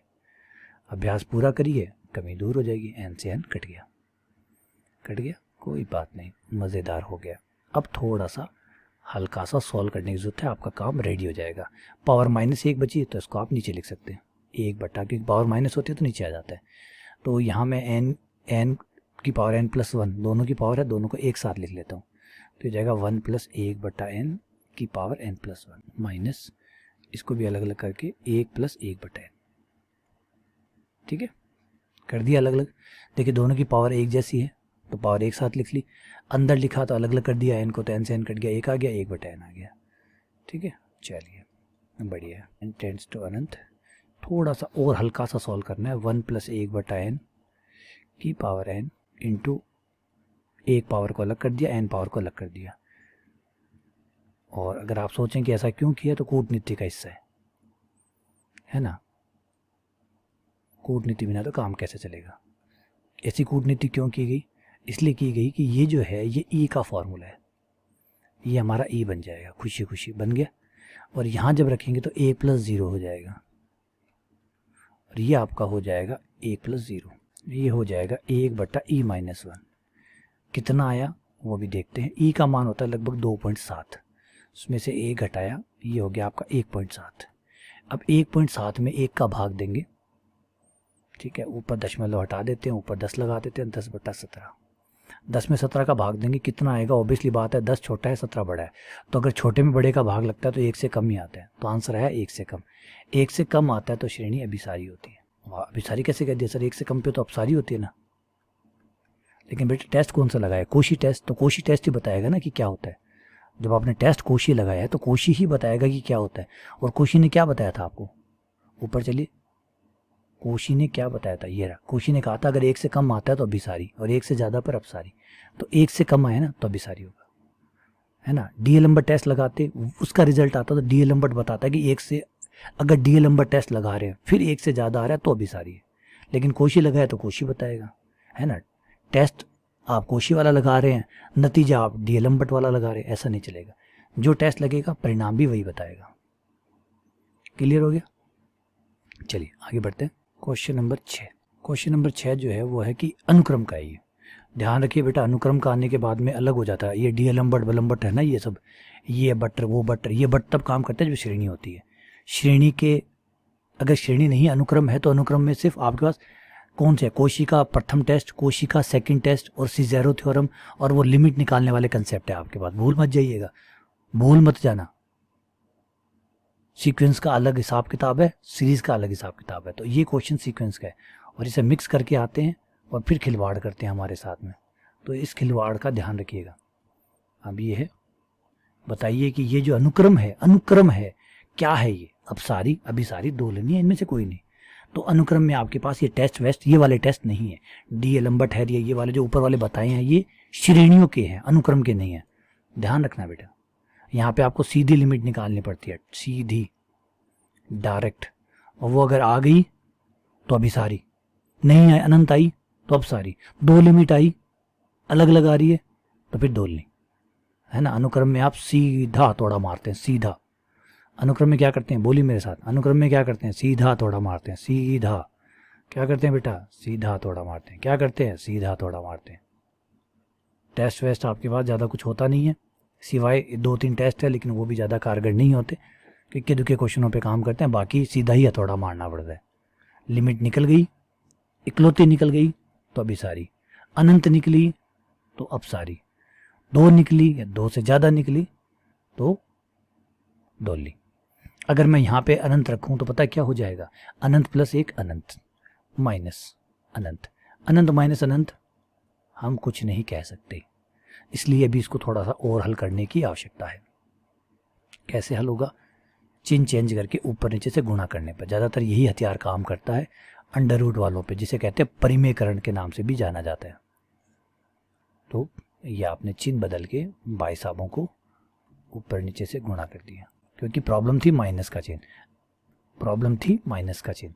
अगर माइनस का चिन्ह ना होता, प्लस का चिन्ह होता तो अनंत प्लस अनंत अनंत होता है। घटाने में दिक्कत आ जाती है, घटाने में समझ में नहीं आता कि क्या आएगा, जोड़ने में कोई दिक्कत नहीं आती। बड़ा प्लस बड़ा इक्वल्स टू बड़ा, लेकिन बड़ा माइनस बड़ा ये समझ में नहीं आता क्या होगा। ऊपर आ गया ये, अब अनंत रख दीजिए। अब आप रख सकते हैं अनंत प्लस अनंत, 1/अनंत 1/अनंत यानी 0। लिमिट आ रही है, लिमिट आ रही है यानी श्रेणी अभिसारी है। अनुक्रम, सॉरी काहे श्रेणी भाई, अभिसारी है। कौन? अनुक्रम अभिसारी। थोड़ा सा यहाँ पे आपको बहुत केयर, हैंडल विद केयर, अनुक्रम को अलग तरीके से हैंडल करिएगा। लिखा हुआ आएगा क्वेश्चन में, छुपा के नहीं रहेगा, लिखिएगा। पहले पहले ये लिखेगा अनुक्रम श्रेणी, तो श्रेणी को श्रेणी के हिसाब से ट्रीट करिए, अनुक्रम को अनुक्रम के हिसाब से ट्रीट करिए। चलिए आगे आ जाते हैं, अगले खेल पे पहुंचते हैं। 7वां क्वेश्चन। मैं यहाँ से आपको पहले भी 2 बार बता चुका हूँ, तीसरी बार और बता रहा हूँ कि जो भी क्वेश्चन मैं लिख रहा हूँ, जो भी क्वेश्चन मैं लिख रहा हूँ, सारे के सारे क्वेश्चन आरपीएससी 11, 13, 15 और 18 में जो एग्ज़ाम हुए हैं, चाहे वो स्पेशल एजुकेशन के हुए हों, चाहे आरपीएससी के एजुकेशन के एग्ज़ाम हुए हों, उन्हीं सब के क्वेश्चन ही करवा रहा हूँ। बताइए पी के किस मान के लिए ये श्रेणी अभिसारी है, किस मान के लिए ये श्रेणी अभिसारी है। चलिए बताते हैं। मैं आपको, देखिए प्लस का चिन्ह लगा हुआ है तो श्रेणी है, इसने नहीं लिखा इसमें श्रेणी, तो लिखने की जरूरत भी नहीं थी, प्लस का चिन्ह लगाया हुआ मतलब श्रेणी है। अब पहले हम इसको बड़ा कर लेते हैं, क्यों? क्योंकि साइन भैया आया है, हमने भी बताया था साइन भैया के बारे में कि साइन भैया बेचारा बड़ा कमज़ोर भैया है, एक को कभी पार करता ही नहीं है, तो हम इसे काहे दुख दें, काहे दुख दें। अगर दादाजी हमारे साथ चल रहे हैं तो हम उन्हें बाइक पे बिठा के ले जाते हैं, क्यों? क्योंकि हमें पता है दादाजी जहाँ तक चलेंगे उतनी तो हम जल्दी से कवर कर लेंगे। तो एक काम करते हैं, क्यों दादाजी को तकलीफ दें, क्यों हम तकलीफ पाएँ, बाइक पे बिठा के ले चलते हैं और वापस ले आते हैं। तो हमने भी ये किया, दादाजी को क्यों तंग करें, तो सीधा इसकी जगह 1 रख दिया, बात खत्म, आ गया। अब ये श्रेणी अभिसारी कब होती है, ये तो आपने पढ़ा है भैया कब होती है, ये तब होती है जब पी 1 से बड़ा होता है, तब ये अभिसारी होती है। तो भाई जब जब ये भैया अभिसारी होगा तब तब ये भैया भी अभिसारी होगा, क्योंकि जब बड़ा अभिसारी है, बड़े भाई साहब अभिसारी है, तो छोटे भाई साहब भी क्या होते हैं, अभिसारी। तो ये भी क्या होगा, अभिसारी। बधाई हो आपको, क्लियर हुआ। चलिए आगे बढ़ते हैं। Question number 8। भाई बहुत सारे क्वेश्चन आए हुए हैं और ये सिर्फ आरपीसी सेकंड ग्रेड के हैं, फर्स्ट ग्रेड के इनके तो मैंने लिए ही नहीं, क्योंकि वो तो और भी बहुत सारे हो जाते हैं। अब आपको ये बताना है कि ये श्रेणी कब अभिसारी होगी। तो भाई रुक जाओ, ये श्रेणी तो गुणोत्तर श्रेणी है, ये तो गुणोत्तर श्रेणी है भाई, जीपी है ये। कैसे पता चला जीपी है, पता कैसे चला, अपने आप ही फेंक दिए, नहीं फेंका नहीं है, सोच समझ के फेंका है। अब इसमें क्या है, देखिए x से गुणा होकर आगे बढ़ रही है, पहले पद को अगर मैं x से गुणा करूं तो दूसरा आ जाएगा, फिर x से गुणा करूं अगला आ जाएगा, फिर x से गुणा करूं तो अगला आ जाएगा। तो इसका जो सार्व अनुपात है, जो कॉमन रेशियो है, सार्व अनुपात भैया जो है, इसका कॉमन रेशियो भैया जो है वो इसका x है, तो ये x से गुणा होकर बढ़ रही है। अरे गुणोत्तर श्रेणी जो होती है वो अभिसारी होती है। गुणोत्तर श्रेणी के बारे में पहला यही बताया था कि गुणोत्तर श्रेणी अभिसारी तब होती है भैया जब उसका सार्व अनुपात r जो है वो उसका मोड 1 से कम हो, या इस बात को आप ऐसे भी लिख सकते हैं कि r का मान -1 और +1 के बीच में होना चाहिए, और यहाँ r कौन है, x है, तो x क्या होना चाहिए, -1 और +1 के बीच में होना चाहिए, तब तो अभिसारी है। और अगर इनके अलावा है तो अपसारी है। याद है, नहीं याद है, कोई बात नहीं, मैंने लिखा है, मैंने अपनी जिम्मेदारी पूरी की है भैया, मैंने अपनी जिम्मेदारी पूरी की है। देखिए ऊपर चलिए आ जाइए, ये देखिए सबसे 2 नंबर पे, अगर श्रेणी जीपी है, देखिए r से गुणा होकर बढ़ रही है, गुणोत्तर श्रेणी है, नहीं लिखा है तो यहाँ जीपी और लिख देते हैं, जीपी है तो अगर उसका सार्व अनुपात का मान, अगर जीपी है तो उसके सार्व अनुपात को देखा जाता है, वही तय कर देता है कि अभिसारी है या नहीं है। हुआ क्लियर। तो भाई बड़े ही सिंपल क्वेश्चन पूछे हैं यार आरपीसी ने, तो देखो तो ज़्यादा जोर आने वाले हैं ही नहीं। चलिए अब एक श्रेणी की बात और कर लेते हैं, लास्ट है, जिसका नाम है एकांतर श्रेणी, अल्टरनेटिंग सीरीज। एकांतर अल्टरनेटिंग सीरीज, ये क्या है, ये पेचीदा है, इस पे क्वेश्चन भी आते हैं। देखिए जो भी आपने ऊपर पढ़ा था उसमें आपने बार बार कहा था धनात्मक पदों वाली श्रेणी, धनात्मक पदों वाली श्रेणी, मतलब उसके सारे पद प्लस के होते हैं, कोई माइनस का नहीं होता। एकांतर श्रेणी वो होती है जिसके पद plus minus plus minus plus minus इस तरीके से होते हैं, मतलब आपकी श्रेणी इस तरीके से U1 माइनस U2, फिर plus U3 plus minus U4 plus U5 minus U6, एक पद प्लस दूसरा माइनस फिर प्लस फिर माइनस। इसको आप इस तरीके से लिखते हैं सिग्मा माइनस 1 की पावर n माइनस 1 UN। इस तरीके से आप इसको लिखते हैं। देख लीजिए n का मान रखते जाएंगे, 1 प्लस 1 माइनस 1 प्लस 1 माइनस। ऐसी श्रेणी एकांतर श्रेणी होती है। और एकांतर श्रेणी पे आपके जो पिछले टेस्ट है वो काम नहीं करते हैं। पिछले टेस्ट प्रयोग नहीं किए जा सकते, नहीं किए जा सकते। अब आप कहेंगे सर क्यों नहीं किए जा सकते? बेटा वो जितने भी परीक्षण थे वो धनात्मक पदों वाली श्रेणी पर ही व्युत्पन्न किए गए। जब धनात्मक पदों वाली श्रेणी पर व्युत्पन्न किए गए हैं तो धनात्मक पदों वाली श्रेणी के लिए ही तो जिम्मेदार होंगे ना। मैं अगर किसी को नौकरी रखूंगा तो वो मेरे प्रति जिम्मेदार होगा ना। मैंने रखा है, तनख्वाह मुझसे लेगा, तो जिम्मेदारी भी मेरी निभाएगा, किसी और की कैसे निभाएगा? तो धनात्मक पदों वाली श्रेणी पर जो टेस्ट बनाए गए हैं वो धनात्मक पदों वाली श्रेणी के लिए जिम्मेदार है। उनका दायित्व, उनकी जिम्मेदारी उसके प्रति है, ना कि माइनस वाले के प्रति। इसके लिए भैया अपना एक अलग टेस्ट है, एकमात्र अपना टेस्ट है जिसका नाम है लेबनिज टेस्ट। पहले इस श्रेणी के बारे में एक बात याद रखिएगा, ये श्रेणी तीनों प्रकार की होती है। ये श्रेणी तीनों प्रकार की होती है, मतलब अभिसारी, अपसारी और दोलनी तीनों होती है। धनात्मक पदों वाली श्रेणी अभिसारी और अपसारी होती है, दोलनी नहीं होती। लेकिन ये श्रेणी तीनों होती है। ये श्रेणी अभिसारी भी हो सकती है, मतलब कन्वर्जेंट भी हो सकती है, ये डाइवर्जेंट भी हो सकती है, ठीक है, और ये दोलनी भी हो सकती है। बोला हाँ जी भाई, बिल्कुल दोलनी हो सकती है, ये दोलनी है, दोलनी हो सकती है। ये अभिसारी डिटेल में पढ़िए, डिटेल में पढ़ेंगे तो ज़्यादा अच्छा मज़ा भी आएगा आपको। फिलहाल मैं यहीं पे छोड़ रहा हूँ उसको। तीनों हो सकती है ये। इन श्रेणियों में दोलनी भी संभवता है। और एग्जाम्पल चाहिए तो एक एग्जाम्पल दे देता हूँ, वो है आपका 1 minus 1 plus 1 minus 1 plus 1 minus 1। इस श्रेणी को अगर आप जोड़ेंगे तो इसका जोड़ है वो 2 आएंगे। एक आएगा माइनस का 1, एक प्लस का 1, माइनस का 1 सॉरी प्लस का 1 और 0। 2 योग इसके संभव है, +1 और तो योग आ रहा है, लेकिन 2 योग आ रहे हैं तो दोलनी 1 ही हुआ। अभिसारी वो होते हैं जिनका सिंगल जोड़ आता है, अपसारी वो होते हैं जिनका जोड़ अनंत आता है, ठीक है। तो ये तीनों हो सकते हैं। इनको चेक कैसे किया जाता है? चेक करने के लिए आपके पास टेस्ट होता है लेबनिज टेस्ट, लेबनिज परीक्षण, लेबनिज टेस्ट।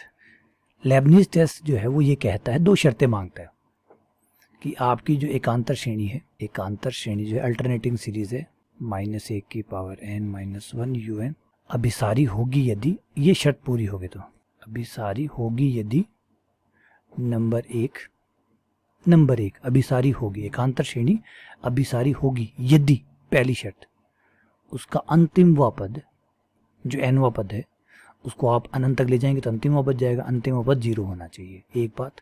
नंबर 2, हर आने वाला पद पिछले पद से छोटा होना चाहिए। चाहे कोई बात नहीं, शुरुआत वाले पदों को अगर आप छूट देना चाहें तो छूट दे सकते हैं, अलाउड है। लेकिन उसके बाद आपने कहा कि भी बच्चे हैं, जैसे हम होते हैं ना, कई माँ बाप होते हैं 10 साल तक के बच्चे को छूट देते हैं कि बच्चा है, कई 20 साल तक छुट्टी देते हैं कि नहीं बेटा 20 साल का ही हुआ है, क्या है, बच्चा है। कई माँ बाप होते हैं 30 तक छूट दे देते हैं, बेटा बच्चा है भाई, तो अभी तो हमारा बच्चा ही है। तो डिपेंड करता है। तो यहाँ पे भी आप छूट दे सकते हैं, लेकिन छूट उम्र भर नहीं चल सकती।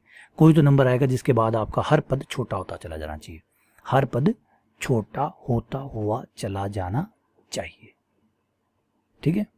तो ये है आपकी, अगर ये दोनों बातें सही है तो आपकी श्रेणी अभिसारी है। चलिए दिखाता हूँ ऐसा कैसे हो सकता है, कब हो सकता है।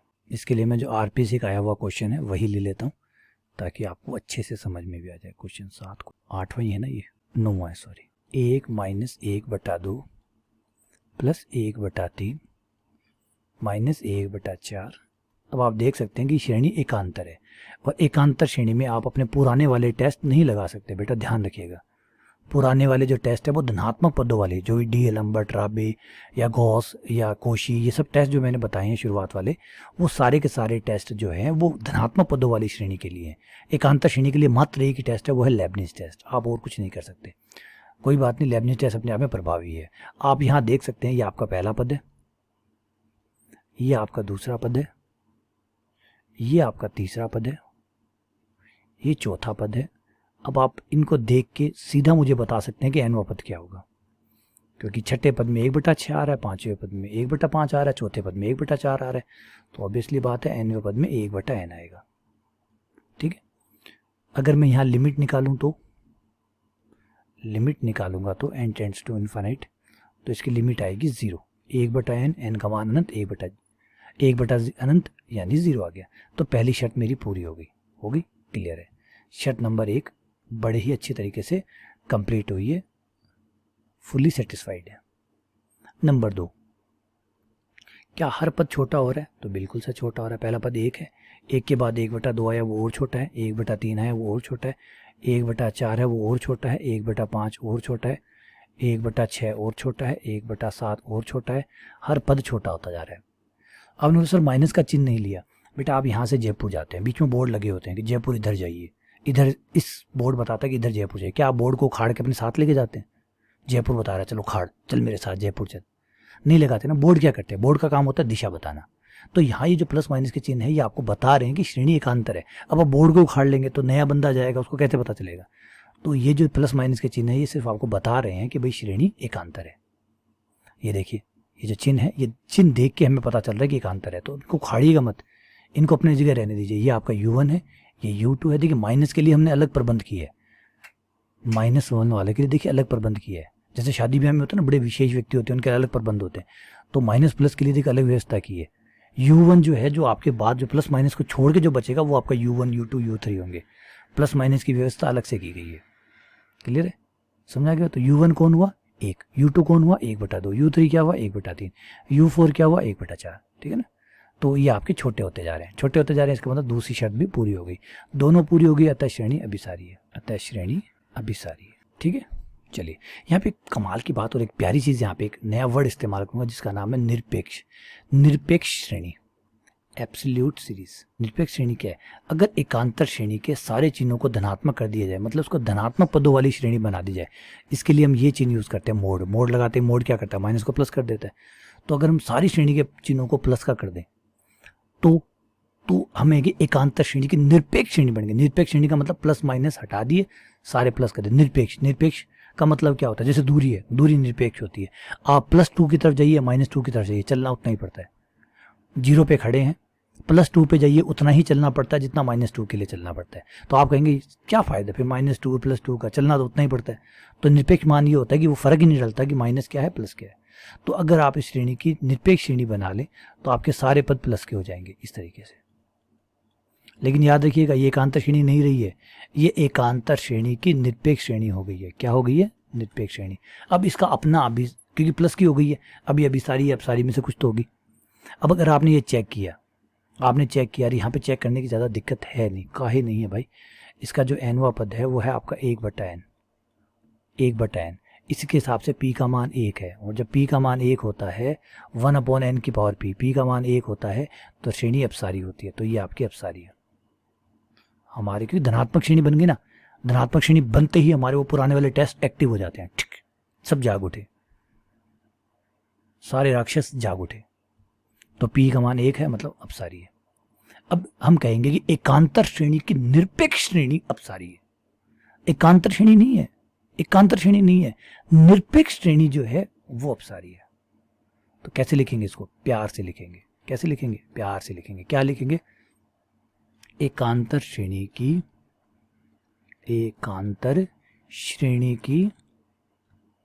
निरपेक्ष श्रेणी अपसारी है। खुद तो अभिसारी है, जे कह रहा था खुद तो अभिसारी है, लेकिन उसकी जो निरपेक्ष श्रेणी है वो अपसारी है। अब यहाँ पर एक नया वर्ड और इंट्रोड्यूस कर रहे हैं जिसको कहते हैं सहप्रतिबंध अभिसारी, कंडीशनल कन्वर्जेंस। सहप्रतिबंध अभिसारी श्रेणी। इस कैटेगरी में वो श्रेणियां आती है जो खुद तो है अभिसारी। इसमें कौन सी आती है? जो खुद तो है अभिसारी, लेकिन जब आप उसकी एकांत जो निरपेक्ष श्रेणी है वो बनाते हैं, उसको चेक करते हैं, वो होती है अपसारी। खुद अभिसारी, निरपेक्ष श्रेणी अपसारी, ऐसी दुर्लभ श्रेणियों को यूनेस्को ने सुरक्षित किया है और इनका नाम रखा है सहप्रतिबंध अभिसारी, जिसमें से हमारा एग्जाम्पल, ये जो भी क्वेश्चन आपको दिया है यही इसका एग्जाम्पल हो गया। ये श्रेणी खुद तो एकांतर श्रेणी थी, खुद तो थी अभिसारी, निरपेक्ष श्रेणी इसकी अपसारी थी, तो इनको कहा गया सहप्रतिबंध श्रेणियां। अब आपका क्वेश्चन ये होगा कि सर इन श्रेणियों को यूनेस्को ने अलग से क्यों रखा, वर्ल्ड हेरिटेज में क्यों रखा इन श्रेणियों को? बेटा इन श्रेणियों को वर्ल्ड हेरिटेज में इसलिए रखा गया क्योंकि इनके पास एक दुर्लभ चीज़ है जिसको कहते हैं Riemann rearrangement theorem. Riemann rearrangement theorem, rearrangement theorem, पुनर्व्यवस्था प्रमेय। क्योंकि ये काम सिर्फ रीमान ही कर सकते थे, क्योंकि भयंकर जीनियस था बंदा, भयंकर जीनियस है ना, बहुत जहर था ये बंदा।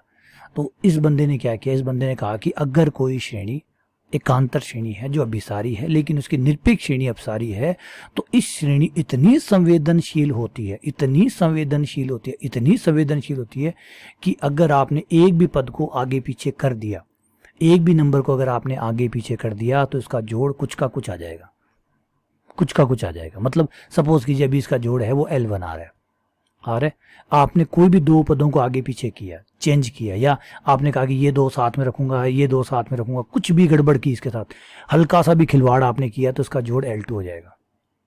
फिर थोड़ा सा और चेंज किया तो जोड़ L3 हो जाएगा।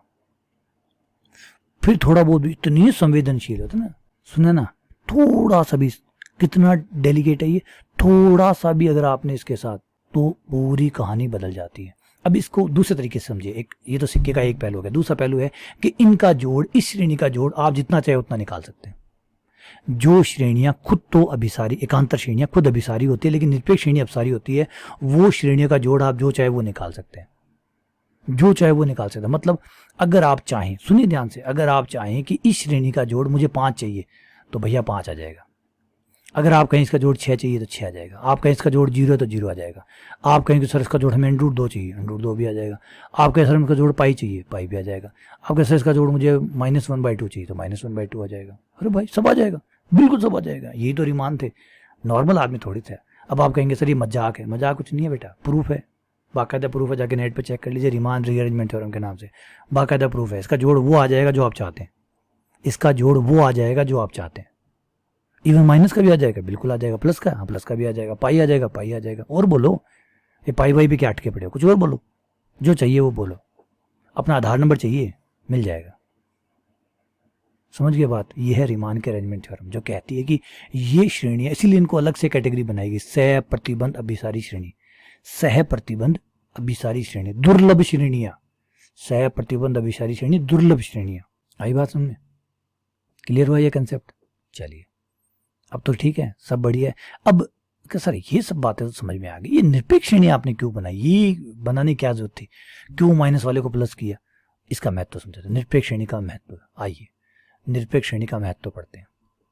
एब्सोल्यूट जो सीरीज है उसका क्या महत्व है। आज का हमारा टॉपिक रहेगा निरपेक्ष श्रेणी के महत्व पर प्रकाश डालना। आइए इस पर प्रकाश डालते हैं, क्यों हम इन्हें पढ़ रहे हैं, क्यों इन्हें हम झेल रहे हैं। सबसे बढ़िया बात है, सीधी बात, हम इसे क्यों झेल रहे हैं। झेल इस रहे हैं कि अगर हमने हमारी एकांतर श्रेणी, क्योंकि एकांतर श्रेणी के लिए मात्र एक ही टेस्ट है जो कि है लेबनिज टेस्ट। कई बार वो टेस्ट भैया धोखा दे जाता है। जिस दिन वो धोखा दे जाएगा, हमारे पास एक विकल्प तो होना चाहिए ना, है ना, प्लान बी तो होना चाहिए ना। तो प्लान बी ये है कि अगर हम इसकी निरपेक्ष श्रेणी बना लेते हैं, निरपेक्ष श्रेणी बना लेते हैं, और वो निरपेक्ष श्रेणी अगर अभिसारी पाई जाती है, शर्त है, टर्म्स एंड कंडीशन लागू, अगर वो अभिसारी पाई जाती है, अगर निरपेक्ष श्रेणी अभिसारी है, तो आपकी एकांतर श्रेणी भी अभिसारी है, ये प्रमेय कहती। तो सर अगर ये अपसारी हुई तो कुछ नहीं है, तो कुछ नहीं, टर्म्स एंड कंडीशन अप्लाई, जो कहा है उतना ही, जो कहा है उतना ही, उल्टी दिशा में नहीं चल सकता। अभिसारी मतलब अभिसारी, अगर निरपेक्ष श्रेणी तो सर वो कभी बार, अगर निरपेक्ष श्रेणी अपसारी आ गई तो नहीं आ गई तो चुपचाप बैठे रहो, ये टेस्ट भी बेकार गया, कुछ और सोचो और खोजो, और नहीं है तो बनाओ, इनोवेशन करो, रिसर्च करो। समझ गए बात? कुछ तो मदद करेगी। बोला हाँ जी सर कुछ तो मदद करेगी। तो फिर अच्छा, फिर आप कहेंगे सर निरपेक्ष श्रेणी बनाई क्यों? बस इतनी सी बात के लिए, इतनी सी बात के लिए बेटा, कि निरपेक्ष श्रेणी जब बना लेते हैं तो हमारे वो जो पुराने वाले टेस्ट हैं वो एक्टिव हो जाते हैं। निरपेक्ष श्रेणी सब प्लस के पद होंगे, प्लस के पद होते हैं धनात्मक पदों वाले, जो डी एलम्बर्ट, राबेर, गॉस, सब के सब एक्टिव, और वो एक्टिव है तो सारे लगा के चेक कर सकते हैं। और भगवान ने चाहा बारिश हो गई, भगवान ने चाहा बारिश हो गई, श्रेणी अभिसारी निकल आई, तो ये लीजिए हमारा काम हो गया। अब आप ये नहीं कह सकते सर मुझे तो पूरा सॉल्यूशन चाहिए, पूरा नहीं, मेथड है। अगर सारे सॉल्यूशन एक साथ आ जाएंगे तो फिर विकास कैसे बढ़ेगा? क्या बेस्ट मोबाइल आज तक बन गया? नहीं बना। क्यों नहीं बना? हर बार एक नया आता है वो और अच्छा होता है, हर बार और एक नया आएगा और अच्छा होगा। ये प्रक्रिया निरंतर चलती रहती है, सुधार की प्रक्रिया निरंतर चलती रहती है। हाय चलिए, उम्मीद करता हूँ कि मैंने आपको अच्छे से डिटेल से सारा अनुक्रम और श्रेणियाँ जो है वो समझा दिया। फिर भी कोई डाउट हो, कोई किंतु परंतु हो, कोई चीज़ ना समझ में आई तो मुझे ज़रूर बताइएगा। धन्यवाद।